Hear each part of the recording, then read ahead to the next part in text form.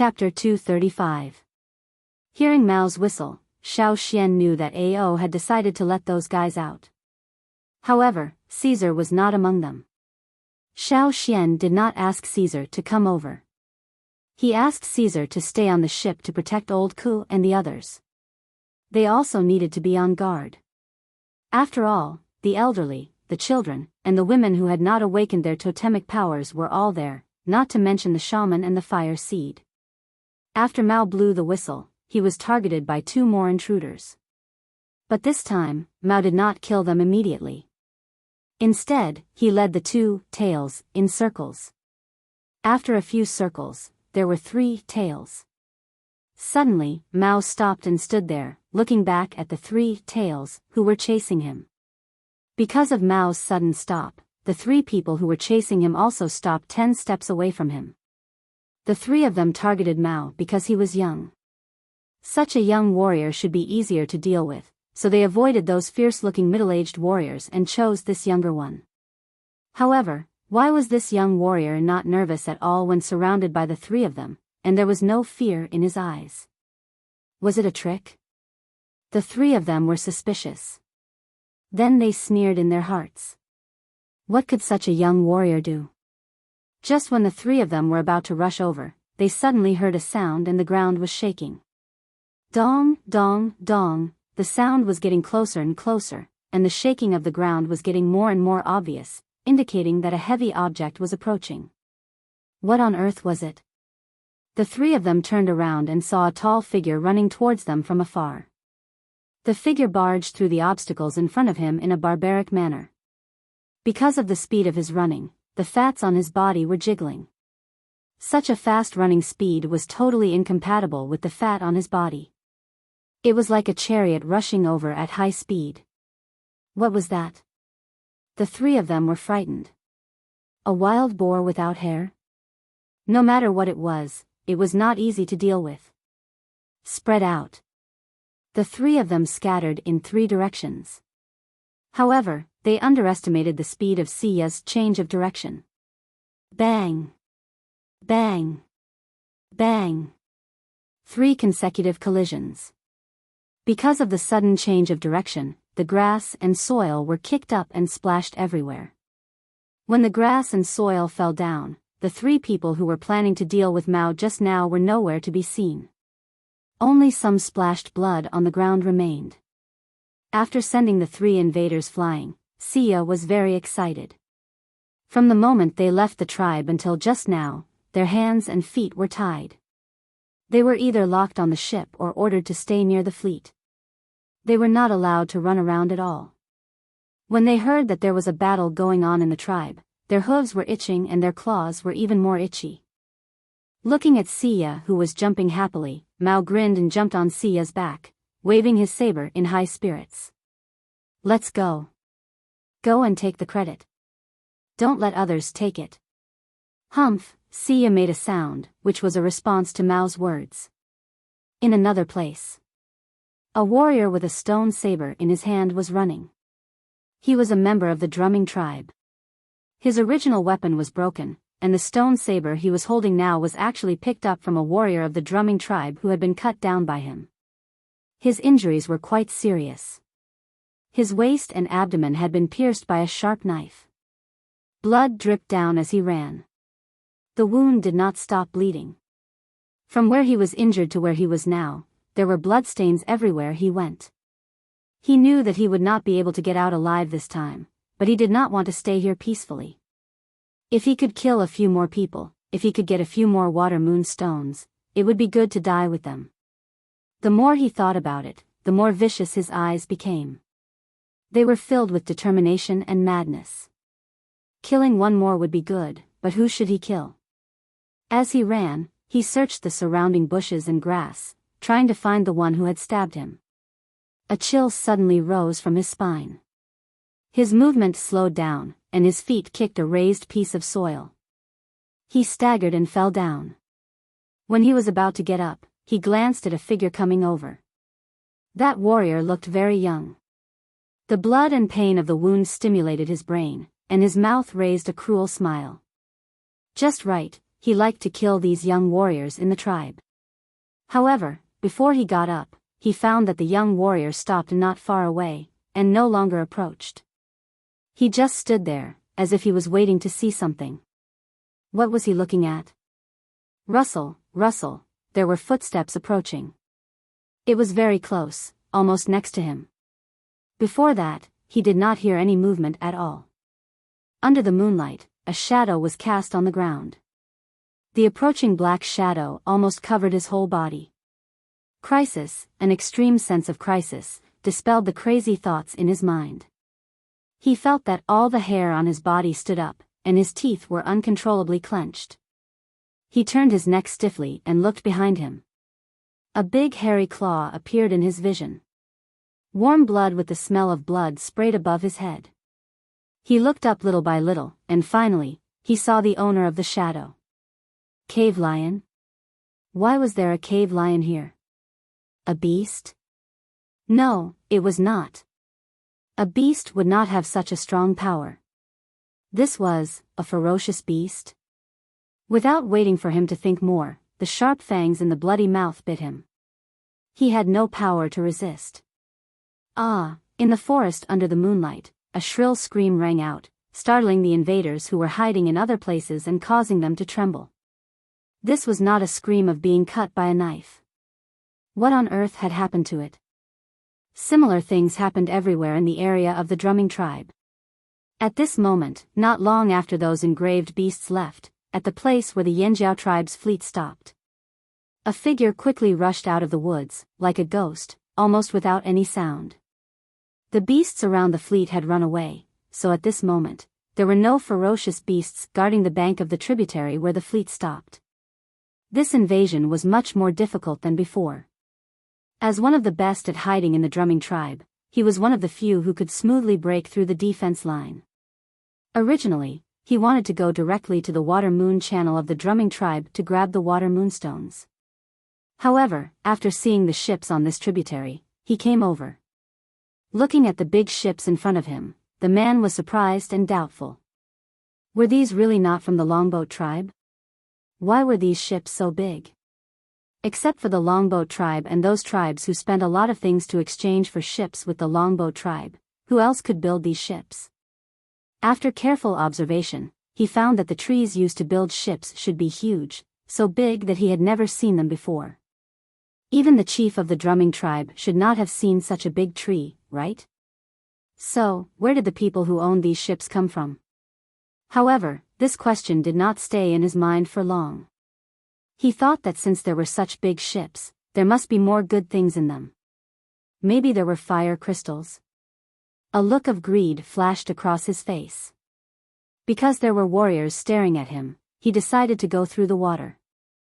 At this time, the crocodiles of the drumming tribe had left. In his impression, the water was safe at this time. In order to invade the drumming tribe, the people of the drumming tribe had trained themselves well in the water, so it was not difficult for him to go through the water. He went into the water from another place, intending to get close to the biggest ship. In the biggest ship, there must be the most valuable things. Quietly entering the water, he swam towards the fleet from under the water. But as he swam, he found that the water around him was moving. It was not caused by him. What was it? Before he turned back, a big hook-like mouth bit over, clamped his waist, and then the big mouth closed. Blood spread out from under the water.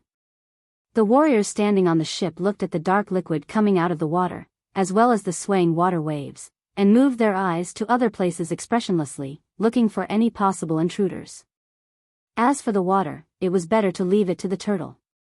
At the water moon channel, the children of the drumming tribe were seizing the time to get the water moonstones, while the adults looked at them with tense nerves, in case someone suddenly appeared to rob them. But the strange thing was, until now, they had not seen a single intruder. Just now, they heard a scream from not far away, but other than that, they only heard the sound and did not see anyone. In the forest, the battle was still going on. Roar, a beast roar came from the forest. Before the others could think about what it was, another beast roar came.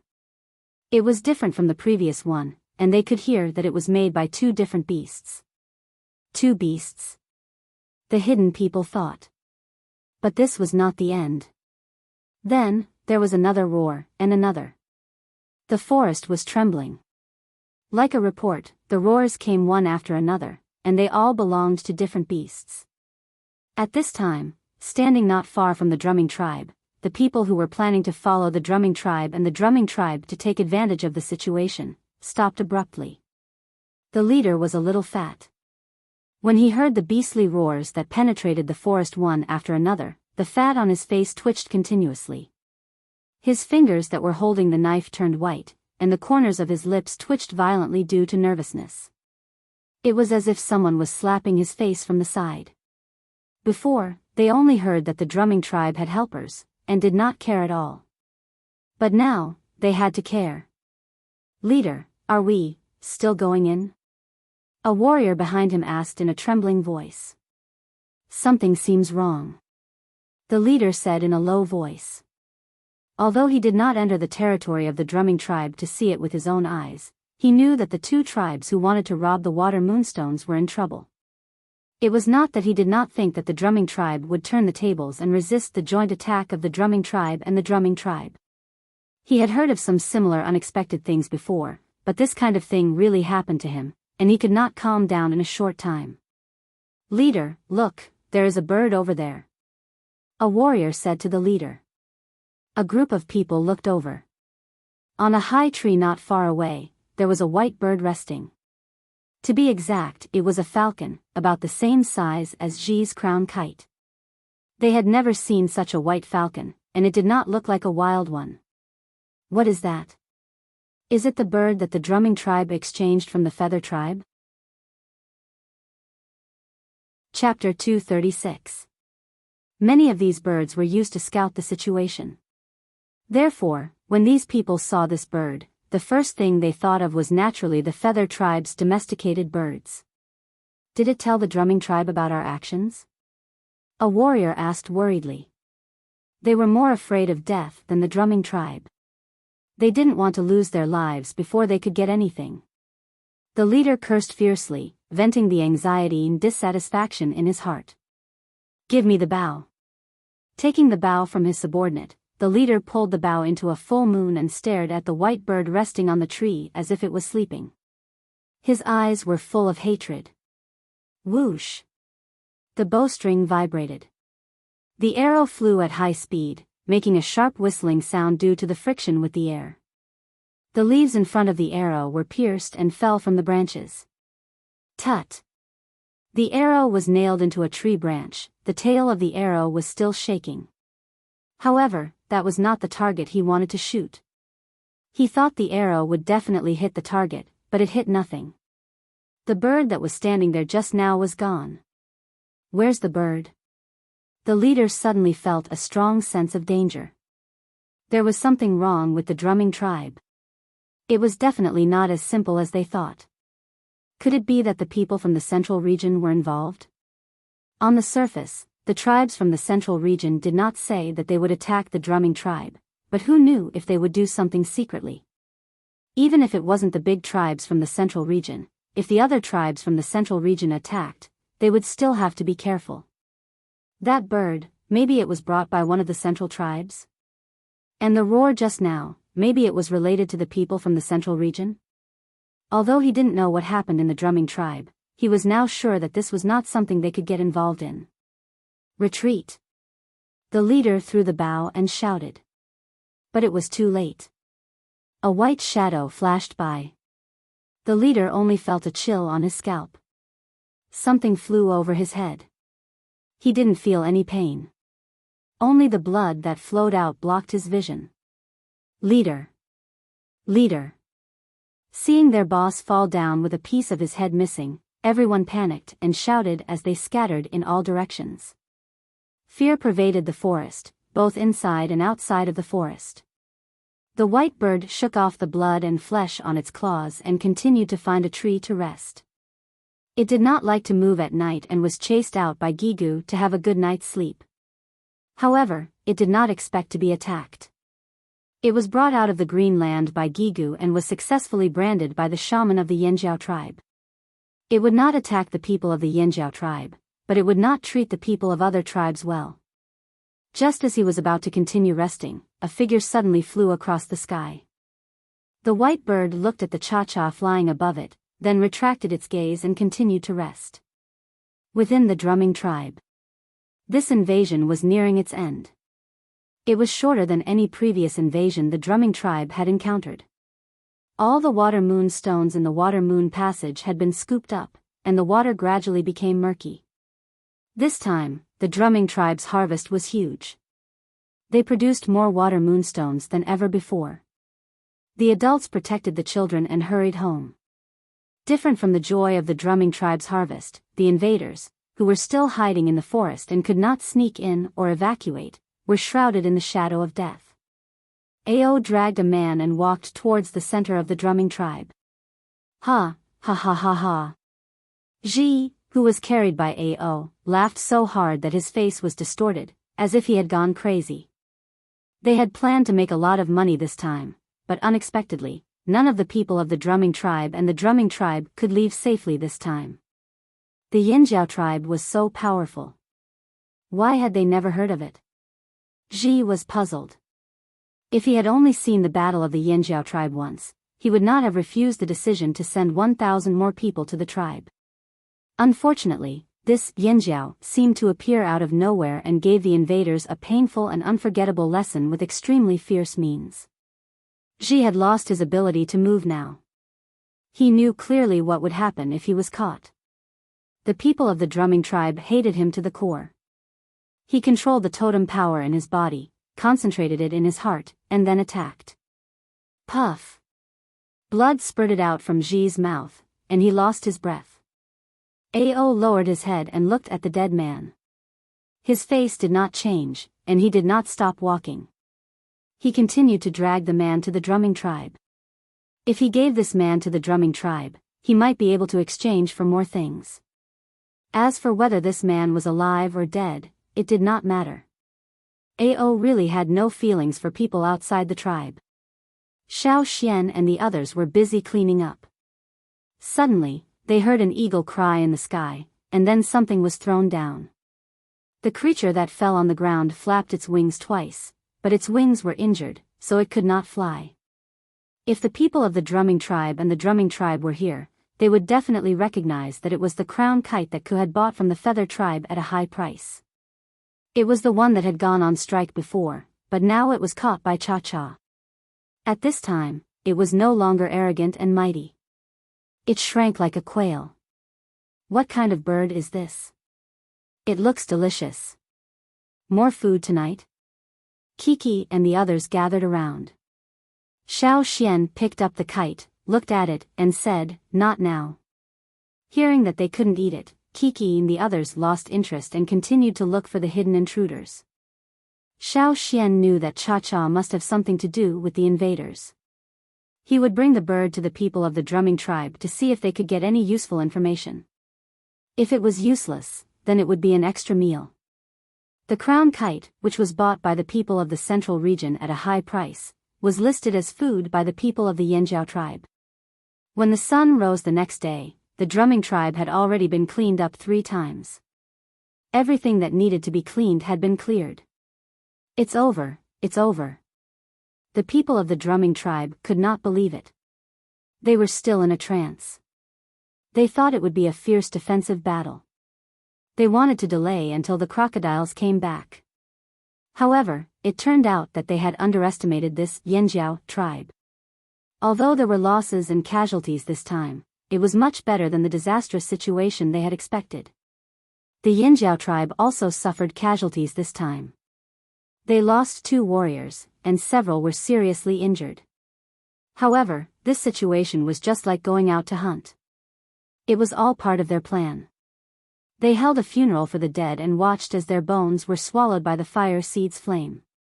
The tribe would not let the dead warriors be buried in the wilderness. Instead, they would burn them in the fire seed's flame according to the old method. The shaman said that in this way, the souls of the warriors would be integrated into the fire seed and return to their homeland with everyone. In order to thank the Yinjiao tribe for their help, the chief and shaman of the drumming tribe gave them 10 baskets of water moonstones. These were all gifts from other families, and they were the biggest and brightest. The baskets used to hold the water moonstones were several times bigger than the baskets used by Chinjia and the others. Ao accepted all of them without hesitation, including many pottery. Although there were already people in the tribe who could make their own pottery after coming here, the people of the Flaming Horns tribe still cherished these things that they didn't have before. After a battle, they had to rest for a few days. The Yinjiao tribe stayed in the drumming tribe for a few more days. During these days, they encountered some trouble. The returning crocodiles were very wary of the few fierce beasts. They often surrounded the fleet in groups. If they were not stopped, they would have gone down to fight. Among them, the snapping turtle was the most special one. Perhaps because it used to live in the same river, it could get along with the crocodiles peacefully. When everyone calms down, let's leave. Ao said. Okay, where are we going after this? The shaman asked. No one spoke. After a while, the shaman called out to Xiao Xian, who was talking to a crocodile below.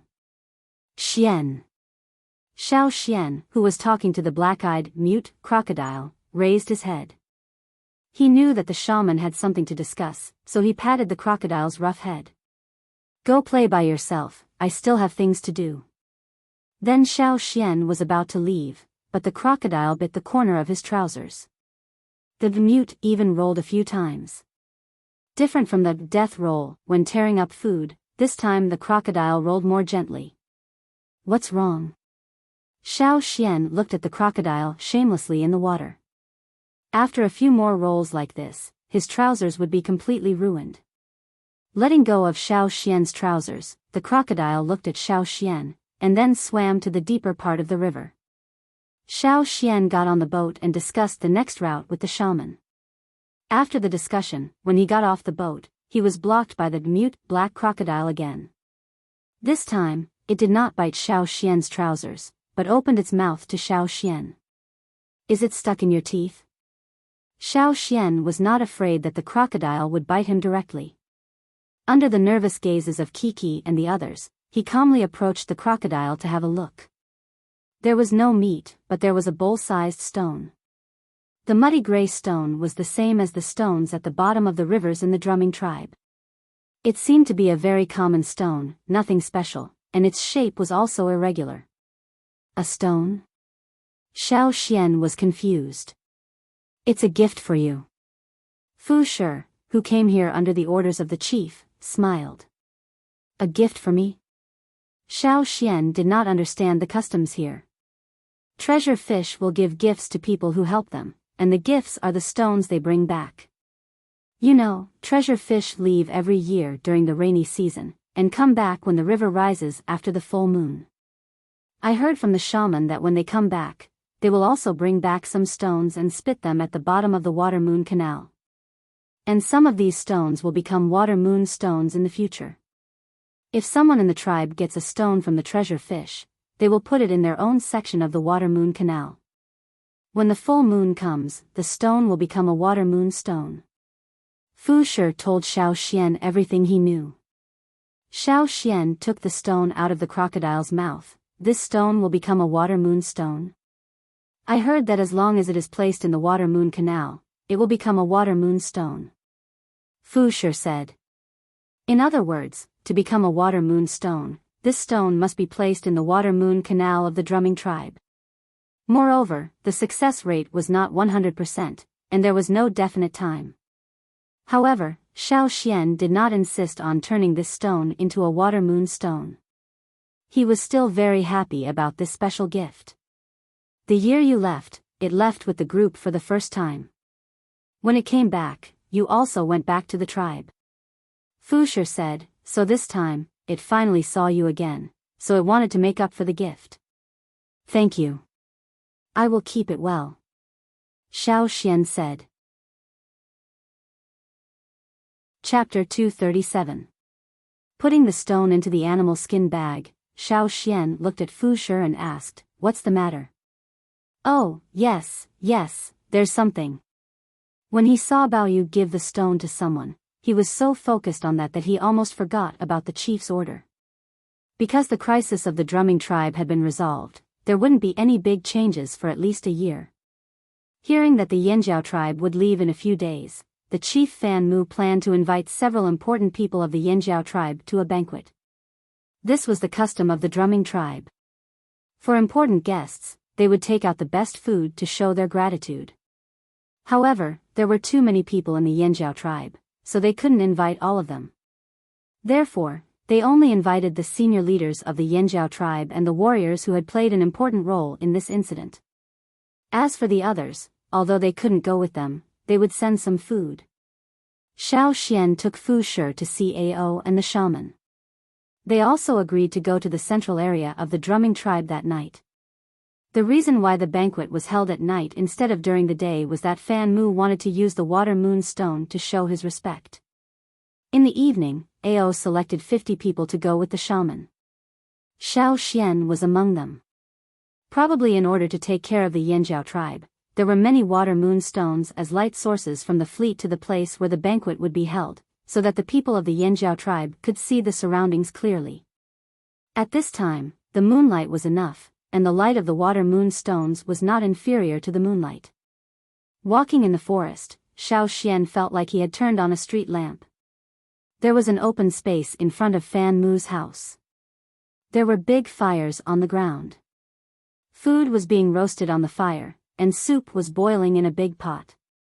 Water moon stones were piled on the wooden pillars around, illuminating the surroundings. It was a very simple banquet, but it was considered grand here. The warriors of the Yanjiao tribe didn't mind such a banquet. When they were in the tribe, they would sit in a circle around the fire, roast food, and chat. Naturally, they wouldn't feel uncomfortable.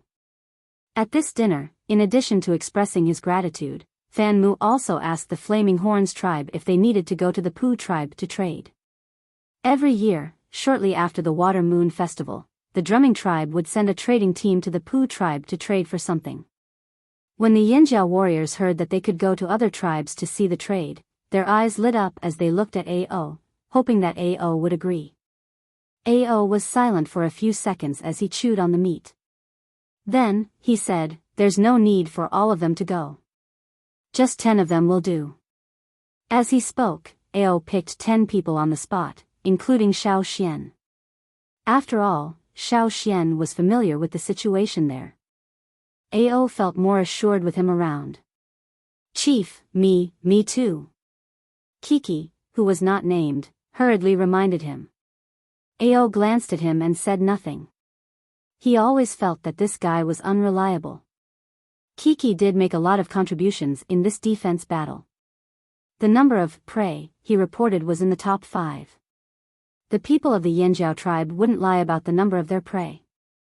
They didn't dare to.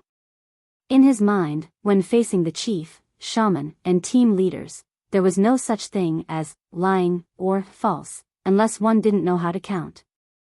Generally speaking, the number of prey reported was true and trustworthy. Kiki had made such a great contribution to himself, but he was not allowed to trade with them. He felt a little sad. When the banquet ended and the people of the Yanjiao tribe returned, Kiki was still pestering Ao, trying to persuade him to agree. Before leaving, Xiao Xian was one step behind Ao and the others. He asked Qing Yi, the leader of the trading team of the drumming tribe, about the current situation of the Pu tribe. When Xiao Xian finished his inquiry and left, Ao and the others had already returned to their resting places and were ready to sleep. Xiao Xian walked alone in the forest. The water moonstones around him hadn't been put away yet. They were lined up on one side like street lamps, and the shadows of the branches swayed on the ground. Looking up, Xiao Xian looked at the night sky. 2 moons had begun to fade, hanging in the dark sky. There were no stars around. There were no electric lights, no pollution, no mechanical tools, and no comfortable hotels. What he breathed in was a slightly moist air with the smell of the forest. What he could see was endless nature. The night wind blew, and the leaves on the trees around him rustled. Xiao Xian could clearly feel the changes in the airflow when the wind hit the trees. Closing his eyes without sight, Xiao Xian's other senses became more sensitive. He could hear the friction between the leaves, the laughter of the drumming tribe people in the distance, and the sound of crocodiles swimming in the pool. The changes in the wind's speed, the direction of the airflow, and his sensitive senses allowed Xiao Xian to distinguish the trees around him, and where there were obstacles. He didn't need to see to know where the way out was. He lifted his foot, 1 step, 2 steps, he avoided the tree trunks, bypassed the bushes, and stepped over the protruding soil on the ground. Xiao Xian walked faster and faster, smoother and smoother. Everything around him had already formed a 3-dimensional picture in his mind. From this picture, he could accurately determine where the obstacles were.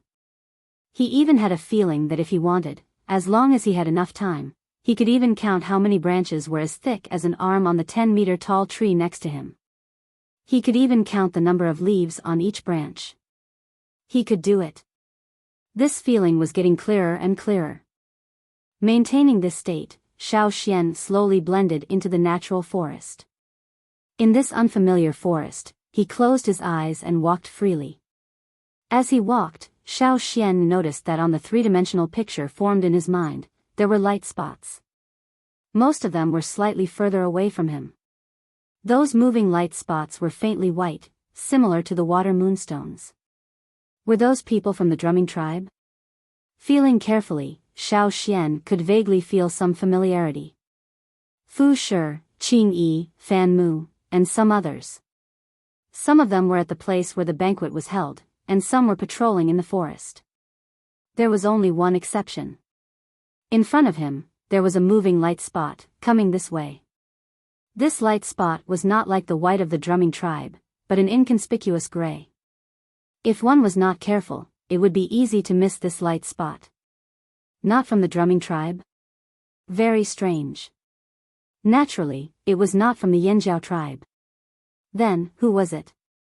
Xiao Xian opened his eyes and looked forward. There was almost no sound of footsteps, but the other party was approaching.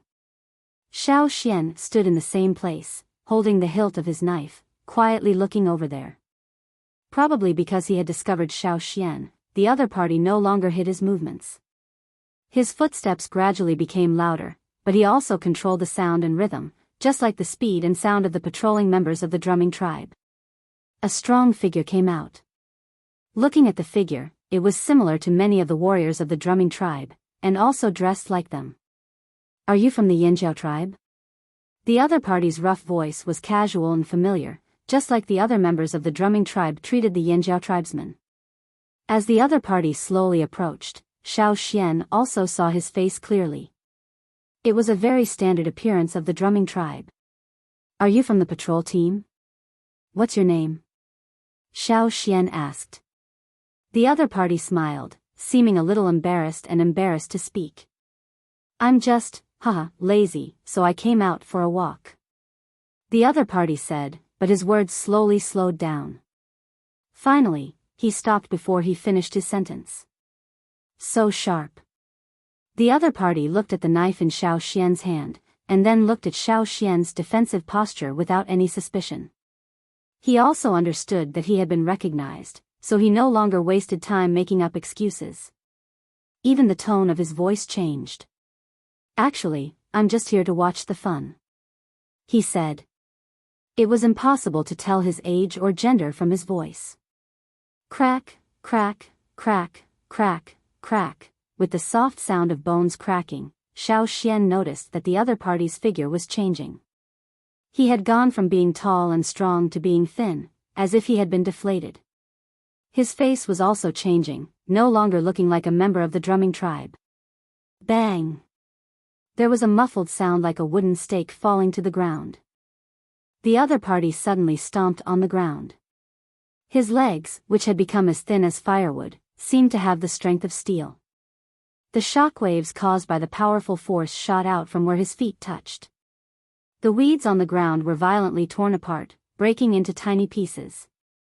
The slightly dry and hard pieces of soil between the weeds were instantly pulverized into dust. The other party stomped on the ground and rushed straight at Xiao Xian. His entire leg was like a Cold War knife, drawing an arc in the air, bringing with it a strong force that cut through the air towards Xiao Xian. Xiao Xian did not intend to take this kick head-on. Instead, he chose to retreat and avoid it. After missing the kick, the other party did not stop. Like a poisonous snake, he stomped on the ground and bounced up again, as if he was going to attack again. However, to Xiao Xian's surprise, after this stomp, the other party's figure disappeared from where he was. He did not hide, he really ran away. Xiao Xian was speechless. From the moment the other party was exposed, he had only taken 2 steps. In the first step, he kicked towards Xiao Xian.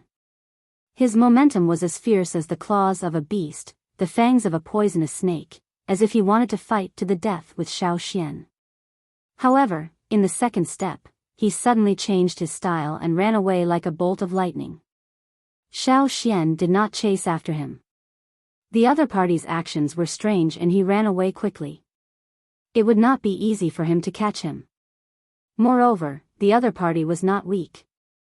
Furthermore, that person gave Xiao Xian a feeling that he did not have any murderous intent.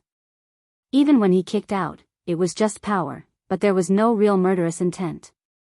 He just opened his mouth and revealed his sharp teeth and claws, scaring people into retreating immediately. Xiao Xian looked in the direction of the other party's disappearance, wondering who he was. When he was in the drumming tribe, he also met people who were good at disguising and hiding, but they were not from the drumming tribe. Was this the robber that the people of the drumming tribe once talked about? His purpose was to steal the water moonstones? But it should not be. There were so many along the way, and none of them were missing. So, as he said, he was just here to watch the fun. Encountering a suspicious person, Xiao Xian naturally would not hide it. He took out the wooden whistle and blew it. The patrolling members of the drumming tribe, who were closest to him, came over. On the Fanmu tribe's side, people who had not left heard the whistle and also came over to Xiao Xian.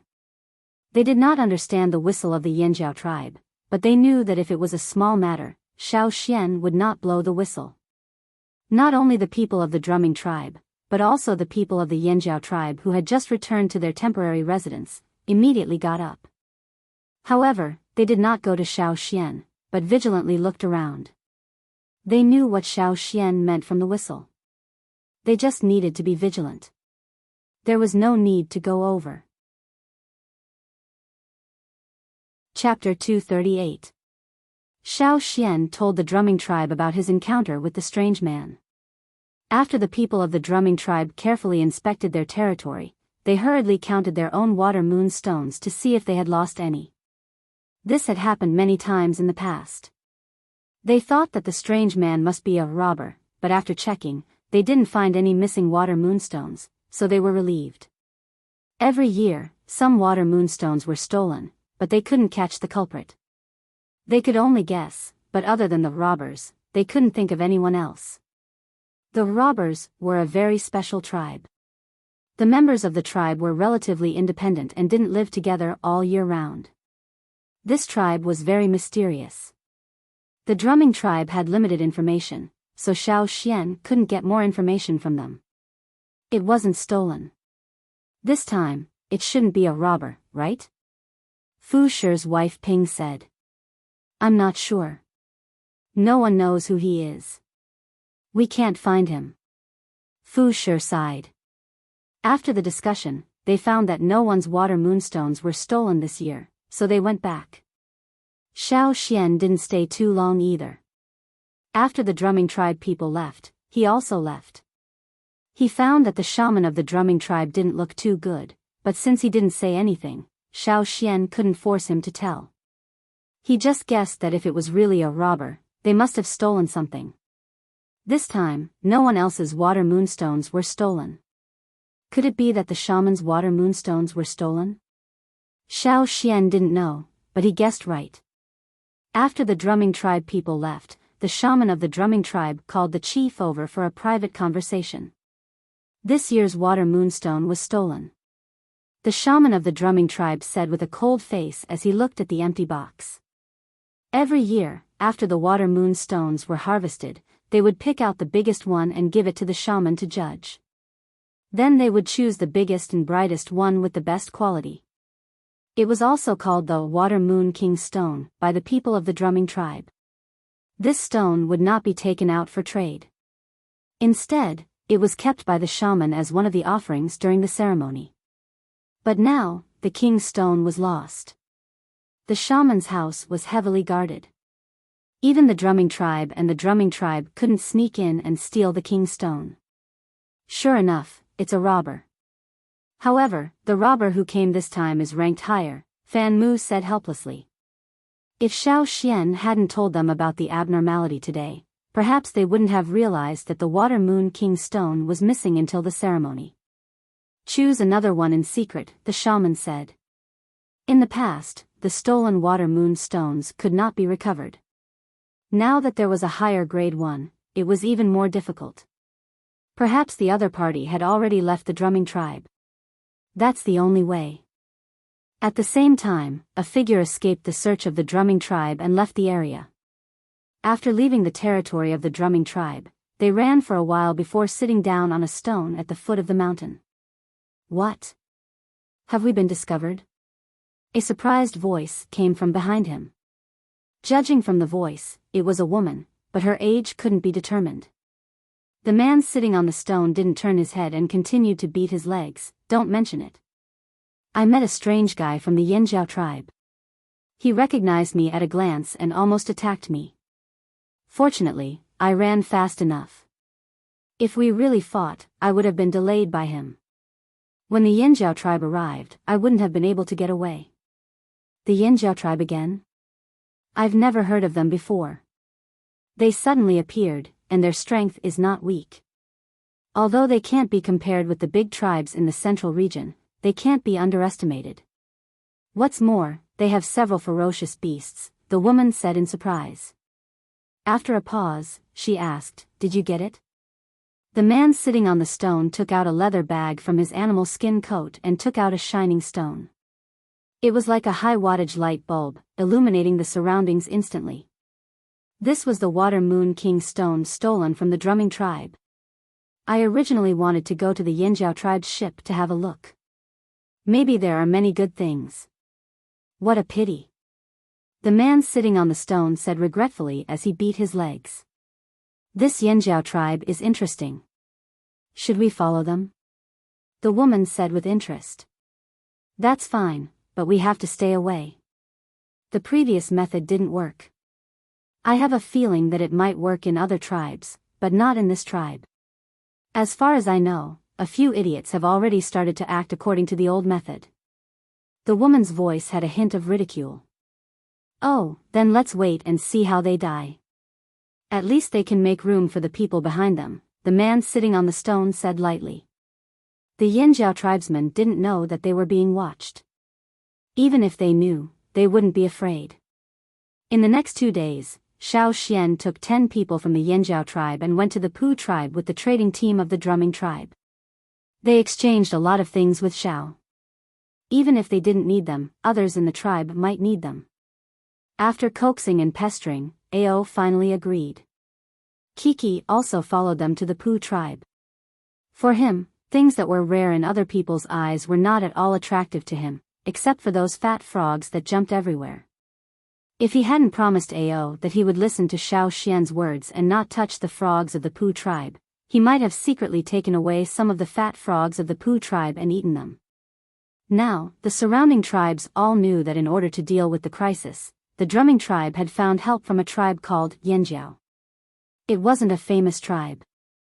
However, this time, the people sent by the drumming tribe and the drumming tribe were almost completely wiped out. Even a bird didn't come back. Therefore, when they saw the Yanjiao tribesmen who came with the drumming tribe, everyone was curious. However, the Yanjiao tribesmen didn't feel that they were being watched at all. They just did what they should do and asked questions whenever they had doubts. Gradually, they became familiar with this kind of trading. The chief said that they would also need this kind of trading in the future, so they had to master it. In addition to the frog poison and other things from Xiao Xian also exchanged some fishing nets from the Luo tribe, who arrived at the Pu tribe on the same day as them. When they sailed, they could catch some fish. Here, unlike in the hunting forest, they could get whatever they wanted on the spot. In a place dominated by human tribes, they had to exchange a lot of resources and store them in their hands. They could use them whenever they needed, which saved more time. After returning from the Pu tribe, the Yanjiao tribe was ready to set off again. When they left, many people of the drumming tribe came to see them off, led by Fan Mu and the shaman of the drumming tribe. In addition to people, there were also groups of crocodiles. Those crocodiles probably came together to cheer. After all, the ferocious beasts that troubled them had finally left. There are some smaller groups of tribes ahead. They may shoot arrows to harass us. Be careful, Xiao Xian said. The warriors of the Yanjiao tribe standing outside the cabin were all holding wooden and stone shields to defend against the arrows. However, when the boat sailed past, they didn't see any arrows. Xiao Xian thought about the reason and suddenly felt like laughing. He remembered a joke from a friend in his previous life. You used to drive a shabby car and you dared to crash. Now that you have a luxury car, you don't dare to crash. When Xiao Xian was on a raft, he was constantly harassed by arrows. Now he was on a boat, but he didn't see any arrows. The people hiding behind the trees on both sides of the river didn't take any action. They weren't stupid. They knew who they could mess with and who they couldn't touch. In the early morning, the surrounding air was a little humid. There were mountains of different heights and forests on both sides of the river. However, compared with the hunting ground, it was much inferior. In the past, when they were still on the other side of the river, they could climb thousands of feet high cliffs and climb over high mountains in the hunting ground. That was a kind of conquest. But here, the mountains were not as high as in the hunting ground, and the beasts here were not as strong as in the hunting ground. However, there were people here, other tribes, and more challengers. Here, the threat of people was far greater than that of the high mountains and fierce beasts. Ao's purpose was achieved. After the incident in the drumming tribe, the people of the Yanjiao tribe had a preliminary understanding of life here, and their mentality had changed. A new challenge, a new life, they had to adapt to conquer. Xiao Xian stood at the bow of the boat and told Ao and the two team leaders about the news he had heard from the Pu tribe. In the past 2 years, which tribes had disappeared, and which tribes had no sense of existence before? By the way, Yan Shuo asked me if I could bring some of his acquaintances here. Xian, what do you think? Ao asked. Bring them, not only here, but also the wanderer friends of Yan Ji and the others in the Longboat tribe. We can pick them up when the time comes. Although they don't have strong fighting power, they can help us in other ways. Ao nodded. In this case, you go with Yan Shuo and the others to bring them here. Okay. And, Chief, our tribe is back. The wanderers in Yanjiao may feel it. Xiao Xian said. Speaking of the wanderers in the tribe like Yan Ji and the others, Ao was refreshed, indeed. Even if they hadn't reached the old land and lit the fire there, maybe they could meet many wanderers of the Yanjiao tribe. Chapter 239. Originally, Xiao Xian planned to go with Yan Shuo to bring the wanderers who were with Yan Shuo. In the original plan, they didn't go through there. There were too many forks in the river, so the tribe's fleet would go through another waterway. But before they left, the shaman stopped the people who were about to leave. The shaman wanted the fleet to go to the place where Yan Shuo used to live. Xiao Xian told him that there were many wanderers and slaves who lived a hard life there. Let them go and have a look. This was what the shaman said at that time. He wanted the Yanjiao tribesmen who had been isolated outside to see the wanderers who lived in the cracks. They wanted to see the 2 lives of others after the tribe was destroyed, wanderers and slaves. The shaman wanted to teach the Yanjiao tribesmen a lesson. Since they crossed the river, the shaman's presence was much lower. When they were in the tribe, many things were decided after the discussion between the chief and the shaman. But after they came here, the shaman rarely intervened. Most of the time, it was Ao who commanded in the front. Now the shaman rarely expressed his opinion, so naturally no one objected. The fleet took a long detour. From the original plan, they came to the waterway that the traveling team of the Poo tribe often traveled. On the land next to the Y-shaped river fork, the slaves were called to work early in the morning. There were many large and small bamboo rafts on the river. These were the slaves who were fishing. When they were there, the wanderers didn't dare to fight with them, because they would be besieged. Some supervisors with whips on the shore stared at the river to prevent anyone from being lazy and also to guard against the wanderers.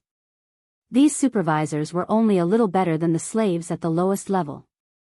They weren't at the level of titled slaves, but at least they had some more power from the slave owners. They were stronger than those who hadn't awakened their totem power. Staying here was also a deterrent to the wanderers who were ready to make trouble. Those who could climb from the lowest level to the supervisor level were all ruthless people.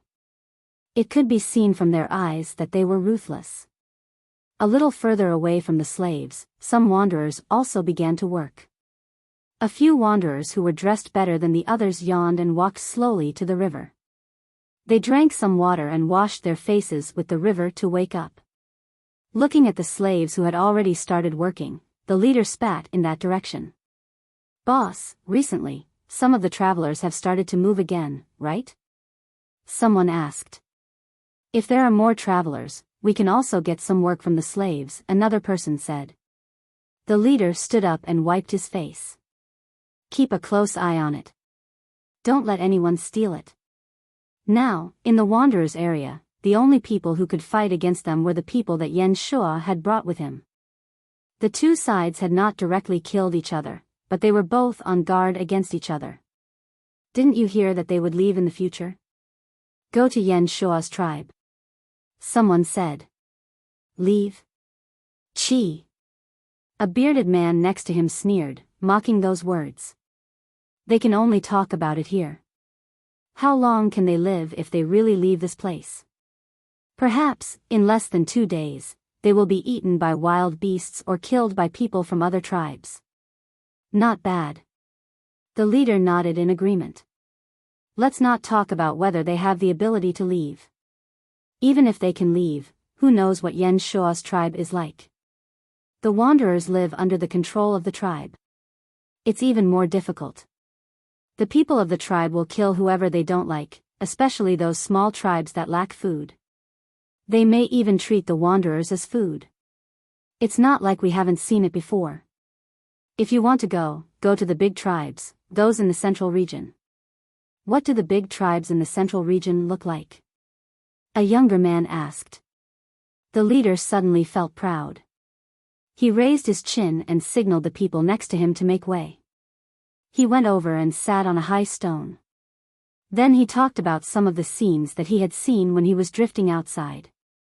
In fact, there were many scenes that he couldn't remember. It was too vague. But it didn't matter. He just needed to scare these people. Especially the longboat tribe. They are the real strong people on the water. Their boats are much higher than our houses. They are not like the simple rafts that the slaves use. They are just some simple rafts and they even leak. The traveling tribes around are not so good either. As he was talking, the leader suddenly realized that after talking for so long, the others didn't react at all. Not only that, but they were also looking at other places. Were they looking at the slaves who were fishing with nets on the water? "What are you looking at?" the leader said discontentedly.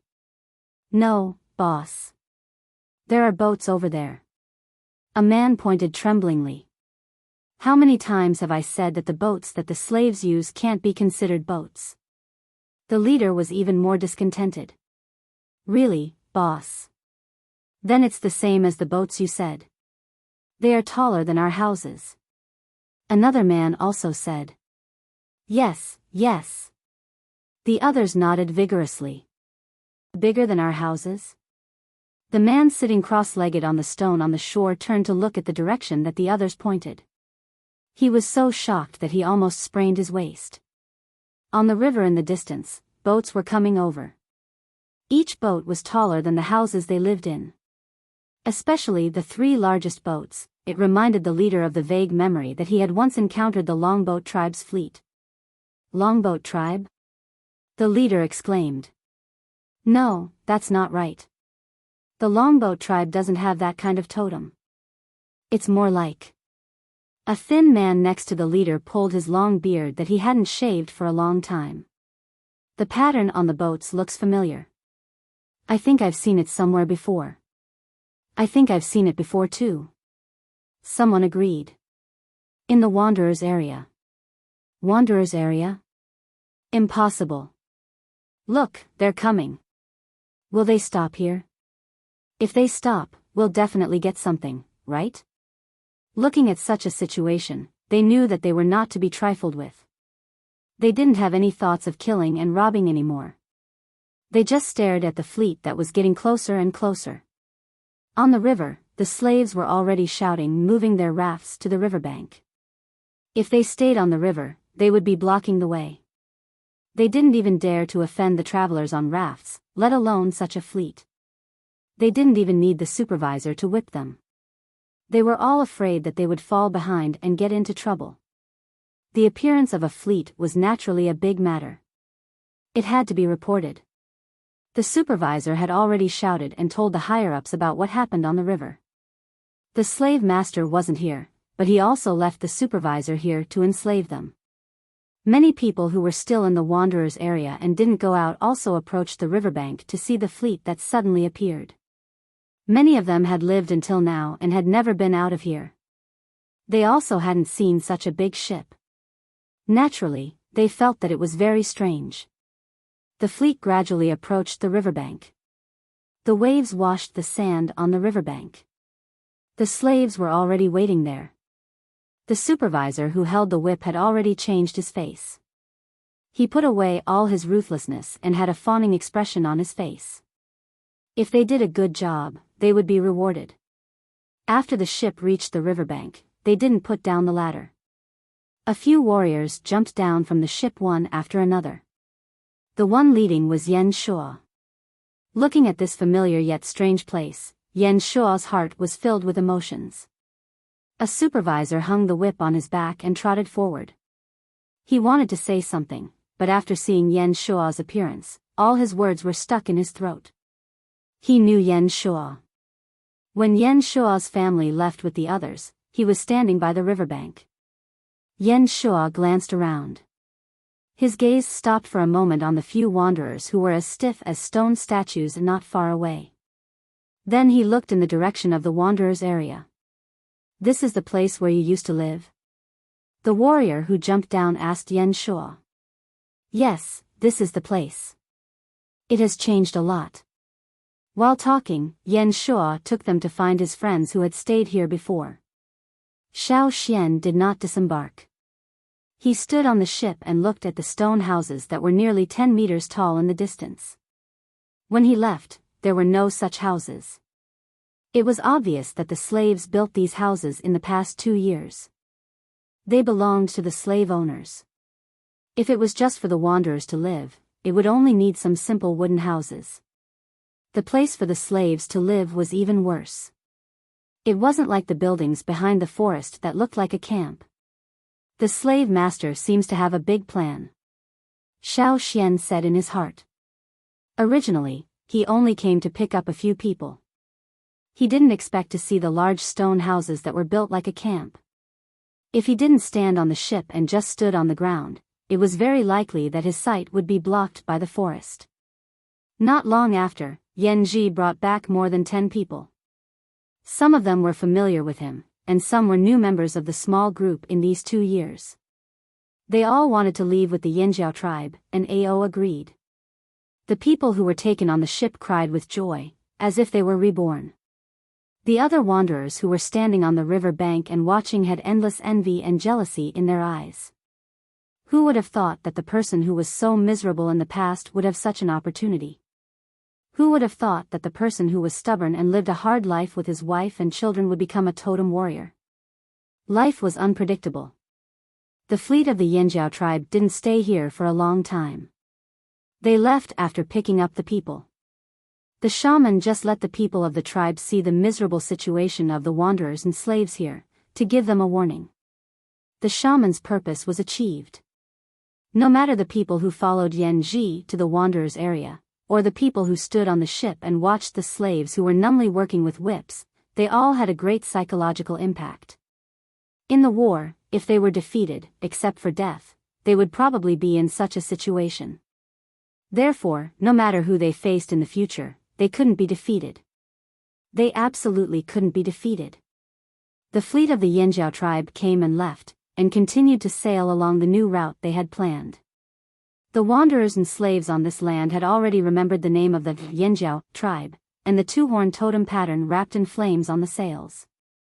The steward, who was left behind by the slave master Shu, went back after the fleet left.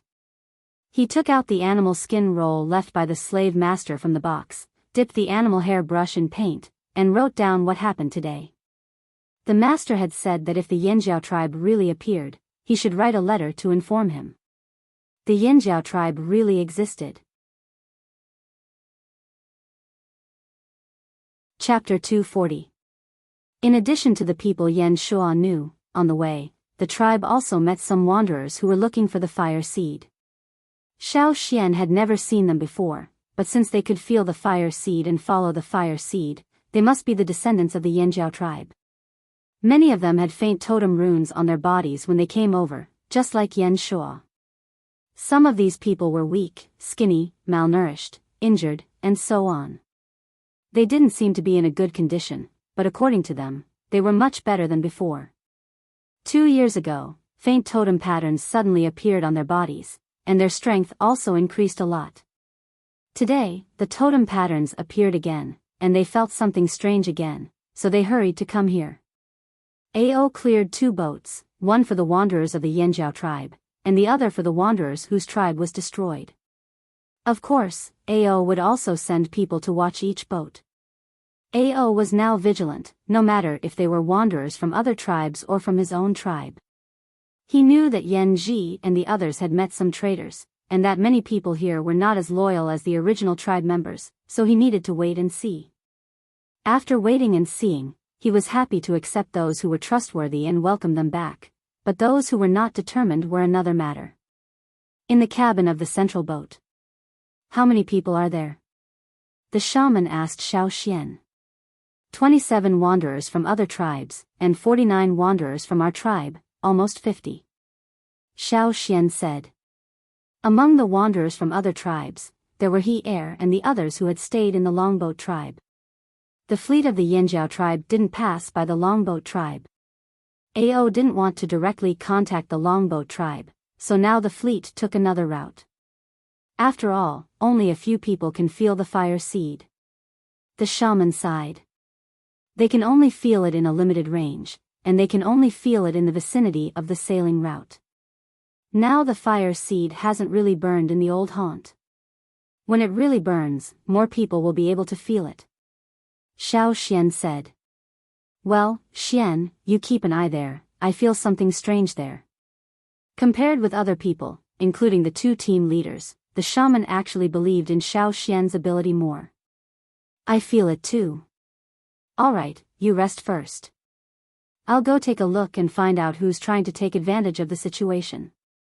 Xiao Xian put down the map in his hand and asked Gui Zhe to give him 2 packets of medicine before he left the cabin. Xiao Xian took the medicine to the wanderers of the tribe and asked Mai to boil a pot of medicine for them. Then he took another bag of medicine to the boat where the wanderers were. Although the wanderers whose tribes had been destroyed decided to follow them, they were still afraid of the strange totem warriors. When they saw that Xiao Xian did not have a knife in his hand, they relaxed a little. The warriors who had come in before were all holding stone tools. Coupled with their imposing manner, it would be strange if the wanderers were not afraid. It was rare to see someone who looked easy to talk to. Several of them knew Xiao Xian. When they saw Xiao Xian, they were not so afraid.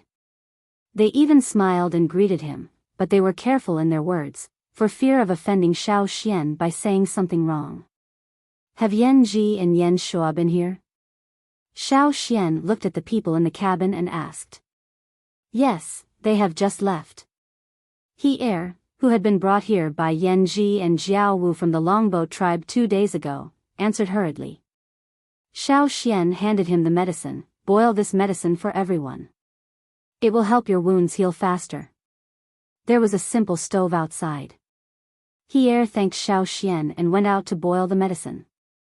Xiao Xian gave him the medicine and lifted his foot to leave. However, at the moment when he turned around, two black shadows shot out from Xiao Xian's hands. They brushed past the hair of several wanderers in front of him and shot towards two people leaning in the corner. The two people, a man and a woman, were young. They were with the wanderers of the Yinjiao tribe that they had met on the way. It was said that they knew each other. There were 7 wanderers from other tribes who had been brought here, including these two people. Men and women were not separated here, and no one dared to mess around here. There were Yinjiao people outside, so they all wanted to behave well. Naturally, they all stayed obediently. After entering the cabin, the man and the woman began to communicate with others, but they did not speak much these 2 days. Especially when the Yinjiao tribe warriors came in, they basically did not speak. Several times, the Yinjiao tribe warriors came in and glanced at the young woman many times. Every time when everyone thought that the Yinjiao tribe warriors had taken a fancy to the woman, the Yinjiao warriors would leave. Everyone saw the young woman shrinking in the corner. They all wondered if it was because the warriors always looked at her that she was so scared that she hid in the corner. For this reason, there was even a young wanderer in front of her. At this time, no one in the cabin expected Xiao Xian to suddenly attack. When the two wanderers saw Xiao Xian's action, they were so surprised that their eyes widened instantly. They did not have time to dodge and felt a sharp pain in their necks. It was like being stabbed by a burning stone awl. The pain came suddenly and fiercely. Moreover, this kind of pain quickly spread through every nerve and spread to every part of his body. It was as if countless stone awls had formed and pierced into every muscle and every part of his internal organs. It was as if they had taken root and could not be pulled out. This kind of pain that came in an instant and spread in a very short time made them want to scream and jump up. As soon as they moved, they were forcibly pressed down by a strong force. The man also wanted to take out a small stone knife hidden in his animal skin coat, but Xiao Xian lifted him up forcibly. The next moment, his face directly hit a thick wooden shield on the ground, which was left by the warriors on the ship. His head was not clear, and after being pressed and hit, he became more dizzy and painful. After a few seconds, he really fainted, and 2 streaks of blood flowed from his nose. The young woman did not persist for long and fainted. No one in the cabin expected Xiao Xian to suddenly attack. For a moment, the cabin was dead silent. Just now, they thought that this person was easy to talk to and was not as fierce as the others. But now, he attacked so quickly. The wanderers thought, sure enough, the Yinjiao tribe was like other tribes, killing wanderers casually. They thought that they would be reborn. If they knew someone in the tribe would not be too harsh on them. At least, they would not kill them indiscriminately. But now? There were already 2 wanderers who were suddenly treated like this, and no one knew whether they were dead or alive. For a moment, the mood of the wanderers in the cabin was complicated. Not only the wanderers, but also the several totem warriors of the Yinjiao tribe who were guarding here were very puzzled by Xiao Xian's behavior. However, they would not doubt Xiao Xian's motives. In their view, Xiao Xian had made so many contributions to the tribe. What he was doing now must be right, even if it was not right. As for the wanderers' thoughts, they did not care at all. Compared with Xiao Xian, the wanderers were really nothing in the eyes of the Yinjiao tribe's warriors. Compared with Xiao Xian, who was more important and who was less important. They did not need to use their brains to think about it. Chapter 241. While the wanderers in the cabin and the warriors of the Yinjiao tribe who came in after hearing the noise had their own thoughts, they suddenly heard a cracking sound coming from the bodies of the 2 people who had fallen to the ground. The sound was not loud, but because no one was talking in the cabin, it was strangely quiet. Therefore, the people in the cabin heard the sound coming from the 2 people. Everyone turned in that direction at the same time and saw the 2 people's figures slowly changing. The two people who originally looked thin and weak due to their injuries and long and arduous lives were now elongated and bulging. Although they were not very strong, they were much better than their sickly and weak appearance just now. The warriors of the Yanjiao tribe felt danger from the two people. The wanderers in the cabin were also stunned. No matter how bad their eyes were, they could see that there was something wrong with the two people. This kind of change was not something that the wanderers could do. Xian, who are these two people? A warrior of the Yanjiao tribe asked. They should be people from other tribes who have sneaked in. Xiao Xian did not say much. He told the people in the cabin to remember to take medicine, and then left the ship with the two people who had fainted. After Xiao Xian left, the wanderers in the cabin suddenly felt relieved. It turned out that he did not attack them for no reason, but because he saw that something was wrong. Thinking that there were totem warriors from other tribes hiding in their group, the wanderers became alert. They only stayed with the people they knew and kept a distance from the people they did not know. On the other side, Xiao Xian took the two people to another big ship, where Ao and the two team leaders were. Are they the ones? Ao looked at the two people who had fainted and asked. They had just been called over by Xiao Xian, who said that people from other tribes had sneaked in. Hearing this, they did not care about anything else and immediately rushed over. It's them. Maybe they have been watching us since the beginning of the drumming tribe. Xiao Xian said. Who are these two people? Ta asked. I'm guessing that they're from Bandit. Before we left, the drumming tribe lost something. It might have been something important. The shaman of the drumming tribe kept it, but it was stolen. Xiao Xian told Xiao Xian about his guess. That night, Xiao Xian found something strange. Everyone knew about it, but they didn't know that it was the shaman of the drumming tribe who had lost something. To be able to steal from a shaman in a tribe, that thief must be very capable. Ao and the others immediately became serious. It's them? Ao pointed at the two unconscious people. No, the person from that night wasn't caught. He escaped. These two should be robbers too, but they aren't as good as that person, Xiao Xian said. Even if they were not as good as the one who stole from the drumming tribe that night, these two people could not be underestimated. Since they dared to sneak into the Yanjiao tribe, could it be that they also wanted something from the tribe? Ao and the other two instantly thought of the fire crystals they had brought with them. A murderous look flashed across their eyes. We can't let him live. The three of them said at the same time. I know we can't let him live, but I want to know more from them. For example, the thief who could enter and leave the drumming tribe at will that night. Maybe he's also watching us, but he hasn't shown up yet. The two unconscious people were hit by the wooden thorns thrown by Xiao Xian. The thorns were smeared with a kind of plant poison brought back from the other side of the river. It could knock down a totem warrior in a short time, but the effect was as fast as it came. About an hour later, the two people woke up one after another. In the face of Ao and the others questioning, they didn't tell the truth at all. It wasn't until Xiao Xian told them about the thief he met that night that they reacted a little. Who is that person? Xiao Xian asked. I don't know, the woman said. Her breasts rose and fell with her breath. When she was brought here by Xiao Xian, her animal skin coat was also damaged. The temptation inside was partly hidden and partly visible because of the light. She looked at Ao and the others who were a few steps away with a pleading look in her eyes.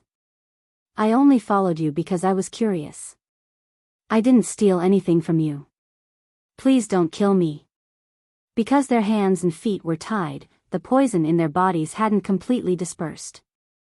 Their mobility was limited. They could only move their bodies slightly and couldn't make any big movements. Xiao Xian raised his eyebrows when he saw the woman twisting her body and rubbing her animal skin coat even more. He looked at the three people behind him. This woman had a good plan. Perhaps she had experienced many similar things before, but this time, she met people from the Yanjiao tribe. This was a group of stones. In their minds, people who were classified as enemies, or suspected to be enemies, regardless of gender, age, or appearance, would not be merciful. The man didn't say anything. He just lowered his head, thinking about something. When the room quieted down, he suddenly laughed wildly. "We're so stupid," he said. These words were obviously directed at the woman beside him. "We've been used as stones to explore the way." "Huh, both of us are stones to explore the way." The man laughed loudly. 2 streams of blood flowed from his nose into his mouth, dyeing his teeth red. His eyes became crazy. If possible, he would probably bite the person closest to him to vent his anger. When they were in the forest, if they felt that there might be danger, they would throw a stone to see if there was anything in front of them that could threaten them. If there was, all the danger would be borne by the stone that was thrown out first. Now, the crazy man understood the situation they were in. Since the people who were ranked higher than them had been in the drumming tribe, they must have also had their eyes on the Yanjiao tribe. However, the other party had never appeared. Since they didn't appear, they must have sensed danger. However, they didn't say anything and just watched the 2 of them come to explore. As for those who were more ambitious, they were hiding behind the scenes and watching. Not long ago, the wanderers of the Yanjiao tribe who got on the boat said that 3 people disappeared on the way here. The 2 siblings and their father were never found. "Did you do it?" Xiao Xian asked. The crazy laughter stopped abruptly. "You wanted to change into their appearance, but their father recognized you, so you killed another one. However, you also found that if you changed into the appearance of the Yanjiao tribesmen, you would be easily recognized. That's why you targeted the wanderers outside the Yanjiao tribe," Xiao Xian said. Looking at the 2 people who were silent for a few seconds and struggling to explain themselves, Xiao Xian whispered something to Ao and left the room. These 2 people might not know who stole the drumming tribe shaman's things that night, but judging from their reactions, they must have killed the wanderers of the Yanjiao tribe. Ao would not let them go. Not long after, the 2 bodies were moved out of the cabin and thrown into the river. In this area, there were many carnivorous fishes with sharp teeth. The fleet continued to move forward. The people in the tribe didn't care about the 2 missing people. Many people didn't even know that 2 people were missing on one of the boats. Even the wanderers didn't mention the 2 people who were missing. It seemed that nothing had happened, but those who were observant could find that the guards on every ship of the Flaming Horns tribe were much stricter, and they were watching people more closely. The fleet had been sailing along the planned waterway to the old haunt. However, they couldn't go directly to the old haunt. Therefore, they had to go by land. The boats couldn't be used anymore, but they couldn't just throw them away either. Sell them? That was not necessary. In the end, they followed Xiao Xian's suggestion and built carriages. They used the good wood they brought back from hunting, so they couldn't waste it. They dismantled the planks that could be used on the boats and rebuilt them into 4-wheeled carriages or multi-wheeled carriages. They didn't need to be too complicated, as long as they were stable. Besides, it would take more time to build something complicated, so the tribe couldn't stay in the same place for too long. After Xiao Xian drew the structure diagram, he asked the people who had participated in the shipbuilding of the tribe to continue to build the carriages. After the experience of shipbuilding, it was easier for these people to work together. They had the skills, so they didn't need to say too much. Before the carriages were built, the team wouldn't continue to move forward. The place that Xiao Xian chose to stay was surrounded by mountains and forests. There were very few tribes. If it were a small group of wanderers or a small group of travelers, they would probably be too scared to sleep in such a wild mountain. However, for the people of the Flaming Horns tribe, this was nothing at all. They scrambled to plunder in the surrounding mountains, scrambling to hunt those strong beasts that seemed to have more meat. Especially those ferocious beasts, which were released to hunt, directly scared away the beasts in the surrounding mountains. For several days, the warriors had to go farther to hunt. The Yanjiao tribe is really amazing. In the place where the wanderers were, he sighed with emotion. He saw a bear as tall as 2 people running down the mountain in the distance, as if it was running for its life. It seemed to be extremely terrified, as if it was avoiding its natural predator. It wanted to escape from this place, but not long after, it was easily pounced on by a wolf. Soon, it stopped breathing and was dragged back by the wolf to become food for the tribesmen. The performance of the Yanjiao tribe also gave the wanderers a boost. The more powerful the tribe was, the safer the wanderers who depended on it would be. At least they were less likely to become food because of the tribe's famine. Looking at the warriors' momentum of clearing the mountains and forests, it shouldn't be a famine, right? The wanderers thought. At the beginning of the shipbuilding, because the technicians were not familiar with it, they destroyed a lot of wood. However, as long as they were instructed properly, they could quickly learn.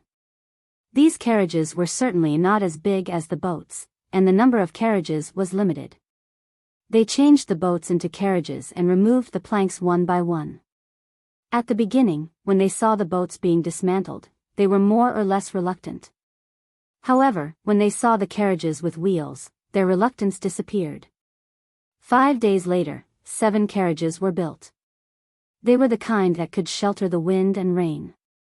The carriages were between 10 and 20 meters long. They looked like public buses. There were no horses here, so the ferocious beasts in the tribe were responsible for pulling the carriages. Other than Cha-Cha and Guihe's white bird, the others were all used as coachmen to pull the carriage. Chapter 242. The shaman was in the smallest carriage this time. Only he and the Guize were in it. Of course, the fire seed was also in it. The smallest carriage was also the most important one. The warriors around the carriage were the elite forces of the tribe. As for the one pulling the carriage, it was the alligator snapping turtle. Although it was usually too lazy to move, it was not necessarily slower than people on land. Even if it was not as fast as the others, as long as it could keep up with the speed of the team, it would be enough. The number of carriages was limited, so it was impossible for everyone to get in like the fleet. Only the old, the weak, the sick, and the pregnant got in the carriage. The warriors of the tribe did not mean to get in the carriage. Those who had not awakened their totemic power also tried to walk outside and only got in the carriage when they were tired. Many children, as long as they could walk, would be carried by their fathers. If they could not walk, they would get in the carriage to rest. When they were well rested, they would be carried down to follow them. They felt that this was also a kind of exercise. They could not be too weak. Especially after seeing the living conditions of wanderers and slaves, their desire to become stronger became stronger. In the past, they just followed the ancestral teachings and moved closer to the strong. But now, they were doing this for survival and for the whole tribe. The people of the Yanjiao tribe were like this, so the wanderers could not treat themselves as special cases. As long as they could walk, they would not get in the carriage. If they got in the carriage, they would be despised and even abandoned by the tribe. It was not easy to have such a hope to live a new life. Of course, they could not be cowards at this time. In the plan, the route on land bypassed several big tribes. At this time, the Yanjiao tribe did not want to have conflicts with the big tribes. According to the shaman, they should go back to the old haunt and ignite the fire seed first. Therefore, the tribe went to places with few people. They passed by many tribes and almost fought several times. However, when they saw the ferocious beasts pulling the carriages of the Yanjiao tribe, they hesitated. Finally, they just watched the team pass by their door. The shaman and the chief also restrained the people in the team. All actions should be taken according to the command. Don't act recklessly. The detour was not only to avoid unnecessary conflicts, but also to find food. The best way to find food was to go to places with fewer people and mountains and rivers. As long as the danger was within the acceptable range, they could go there. Go over the mountains? Can't go over the mountains? Who said that? It was not convenient to pull the cart, but they could carry it. A few soldiers could carry a cart full of people. The Yanjiao tribe was completely sweeping through the area. They swept all the way to the old haunt. No one knew how many of the wild beasts in the mountains were eaten. Wherever they passed, people and beasts were frightened. The mentality of the people in the team was also gradually changing. When they were on the other side of the river, other than staying in the tribe, they were always on guard when they went out. They wanted to minimize their presence, but here, it was the opposite. When they encountered trouble, those who didn't have eyes and came looking for trouble, or those who were sent by others to probe would use the most violent and direct method to tell those who were scheming behind their backs to put away their claws. Otherwise, they would be chopped off without mercy. Who knew how much blood was left behind along the way?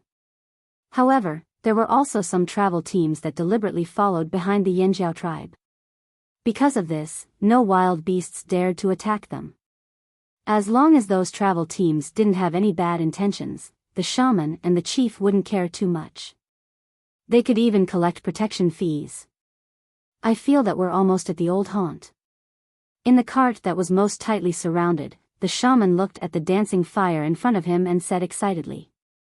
How many years had it been? What would the old haunt look like? The shaman looked at the dancing fire and gradually became absent-minded. Outside, Xiao Xian looked around at the empty grassland.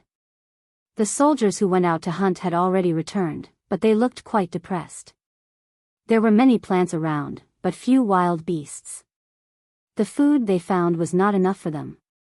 Even if they could last for today, what about tomorrow? Maybe there would be fewer wild beasts tomorrow. What would they eat then? They thought that wild beasts were easy to get hungry, so they didn't like it. Now even the wild beasts were almost gone. Chief, what should we do? Kiki picked up a wild rabbit in his hand and shook it. He was very depressed.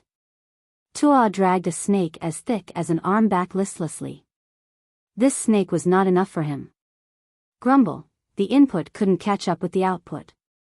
Many soldiers' stomachs were already growling. Ao didn't know what to do, so he didn't answer immediately. Let's go and trade for some food. We're not far from the Lu tribe. They have many wild beasts. I'll take some people to trade with them for some wild beasts. If we go further, we won't find much food unless we reach the old haunt. It's definitely not enough for the team.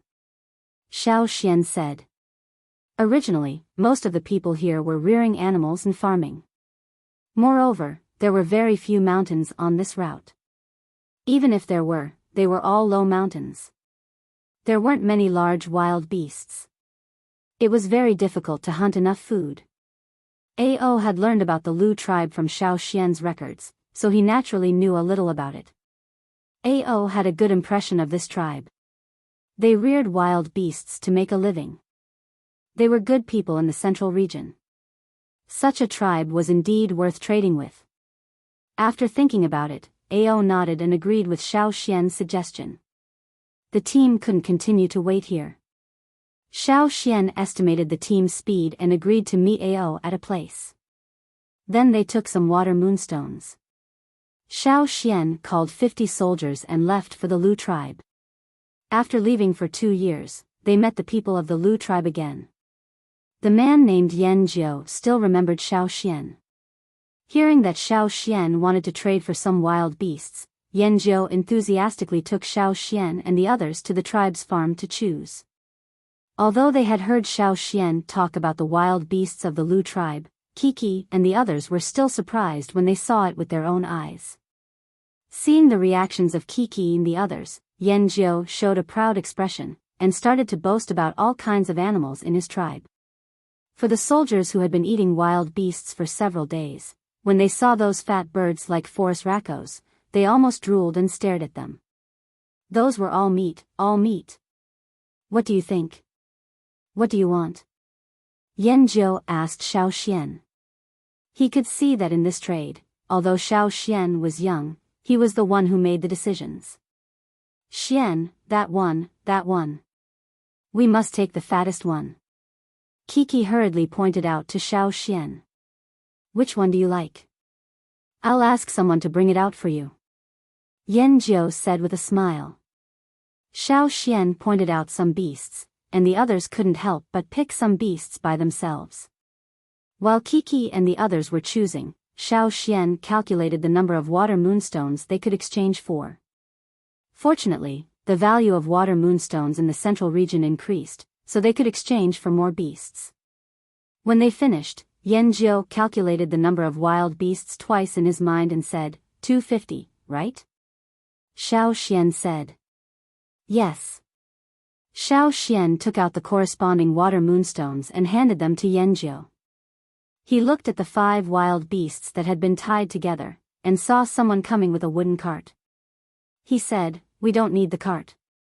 After confirming that Xiao Xian really didn't need the wooden cart, Yanjiao took out more than 10 eggs and said, since you don't need us to transport them, I'll give you some more eggs. The eggs were covered with rattan nets, and Xiao Xian asked Cha-Cha to carry them. As for the rest of the wild beasts, each of the soldiers had 5. Yanjiao's face twitched when he saw that Xiao Xian and the others could still run and jump while carrying 5 birds each. After sending Xiao Xian and the others out of the tribe, Yanjiao said with a smile, if you need any wild beasts in the future, just ask someone to tell me, and I'll send them to you. Okay, we'll be back to our homeland soon. When we settle down, we'll walk around more often. Xiao Xian turned around and left the Lu tribe with Kiki and the others, carrying the wild beasts they got from the trade. Where will you settle down? Yanjiao asked. The ferocious beasts' mountain forest. Yanjiao stood there, rubbing his frozen face. Yanjiao couldn't help but pick his ears, and asked the person next to him who was also stunned, where did he say they would settle down in the future? The person next to Yanjiao swallowed his saliva and stammered, it seems to be, the ferocious beasts' mountain forest near the Wuxia tribe. The ferocious beasts' mountain forest was a dangerous place, not to mention the Wuxia tribe. How could they settle down there? And they said, they would walk around more often? Who dared to do that? Chapter 243. With the food brought back by Xiao Xian from the Lu tribe, the tribe was in a much better condition. Apart from sleeping and resting, the tribe was always on the road. The tribes who saw this team, as well as the travelers, were very curious about the Yanjiao tribe. It was not that there had never been such a large-scale migration, but many people had never seen such a powerful tribe.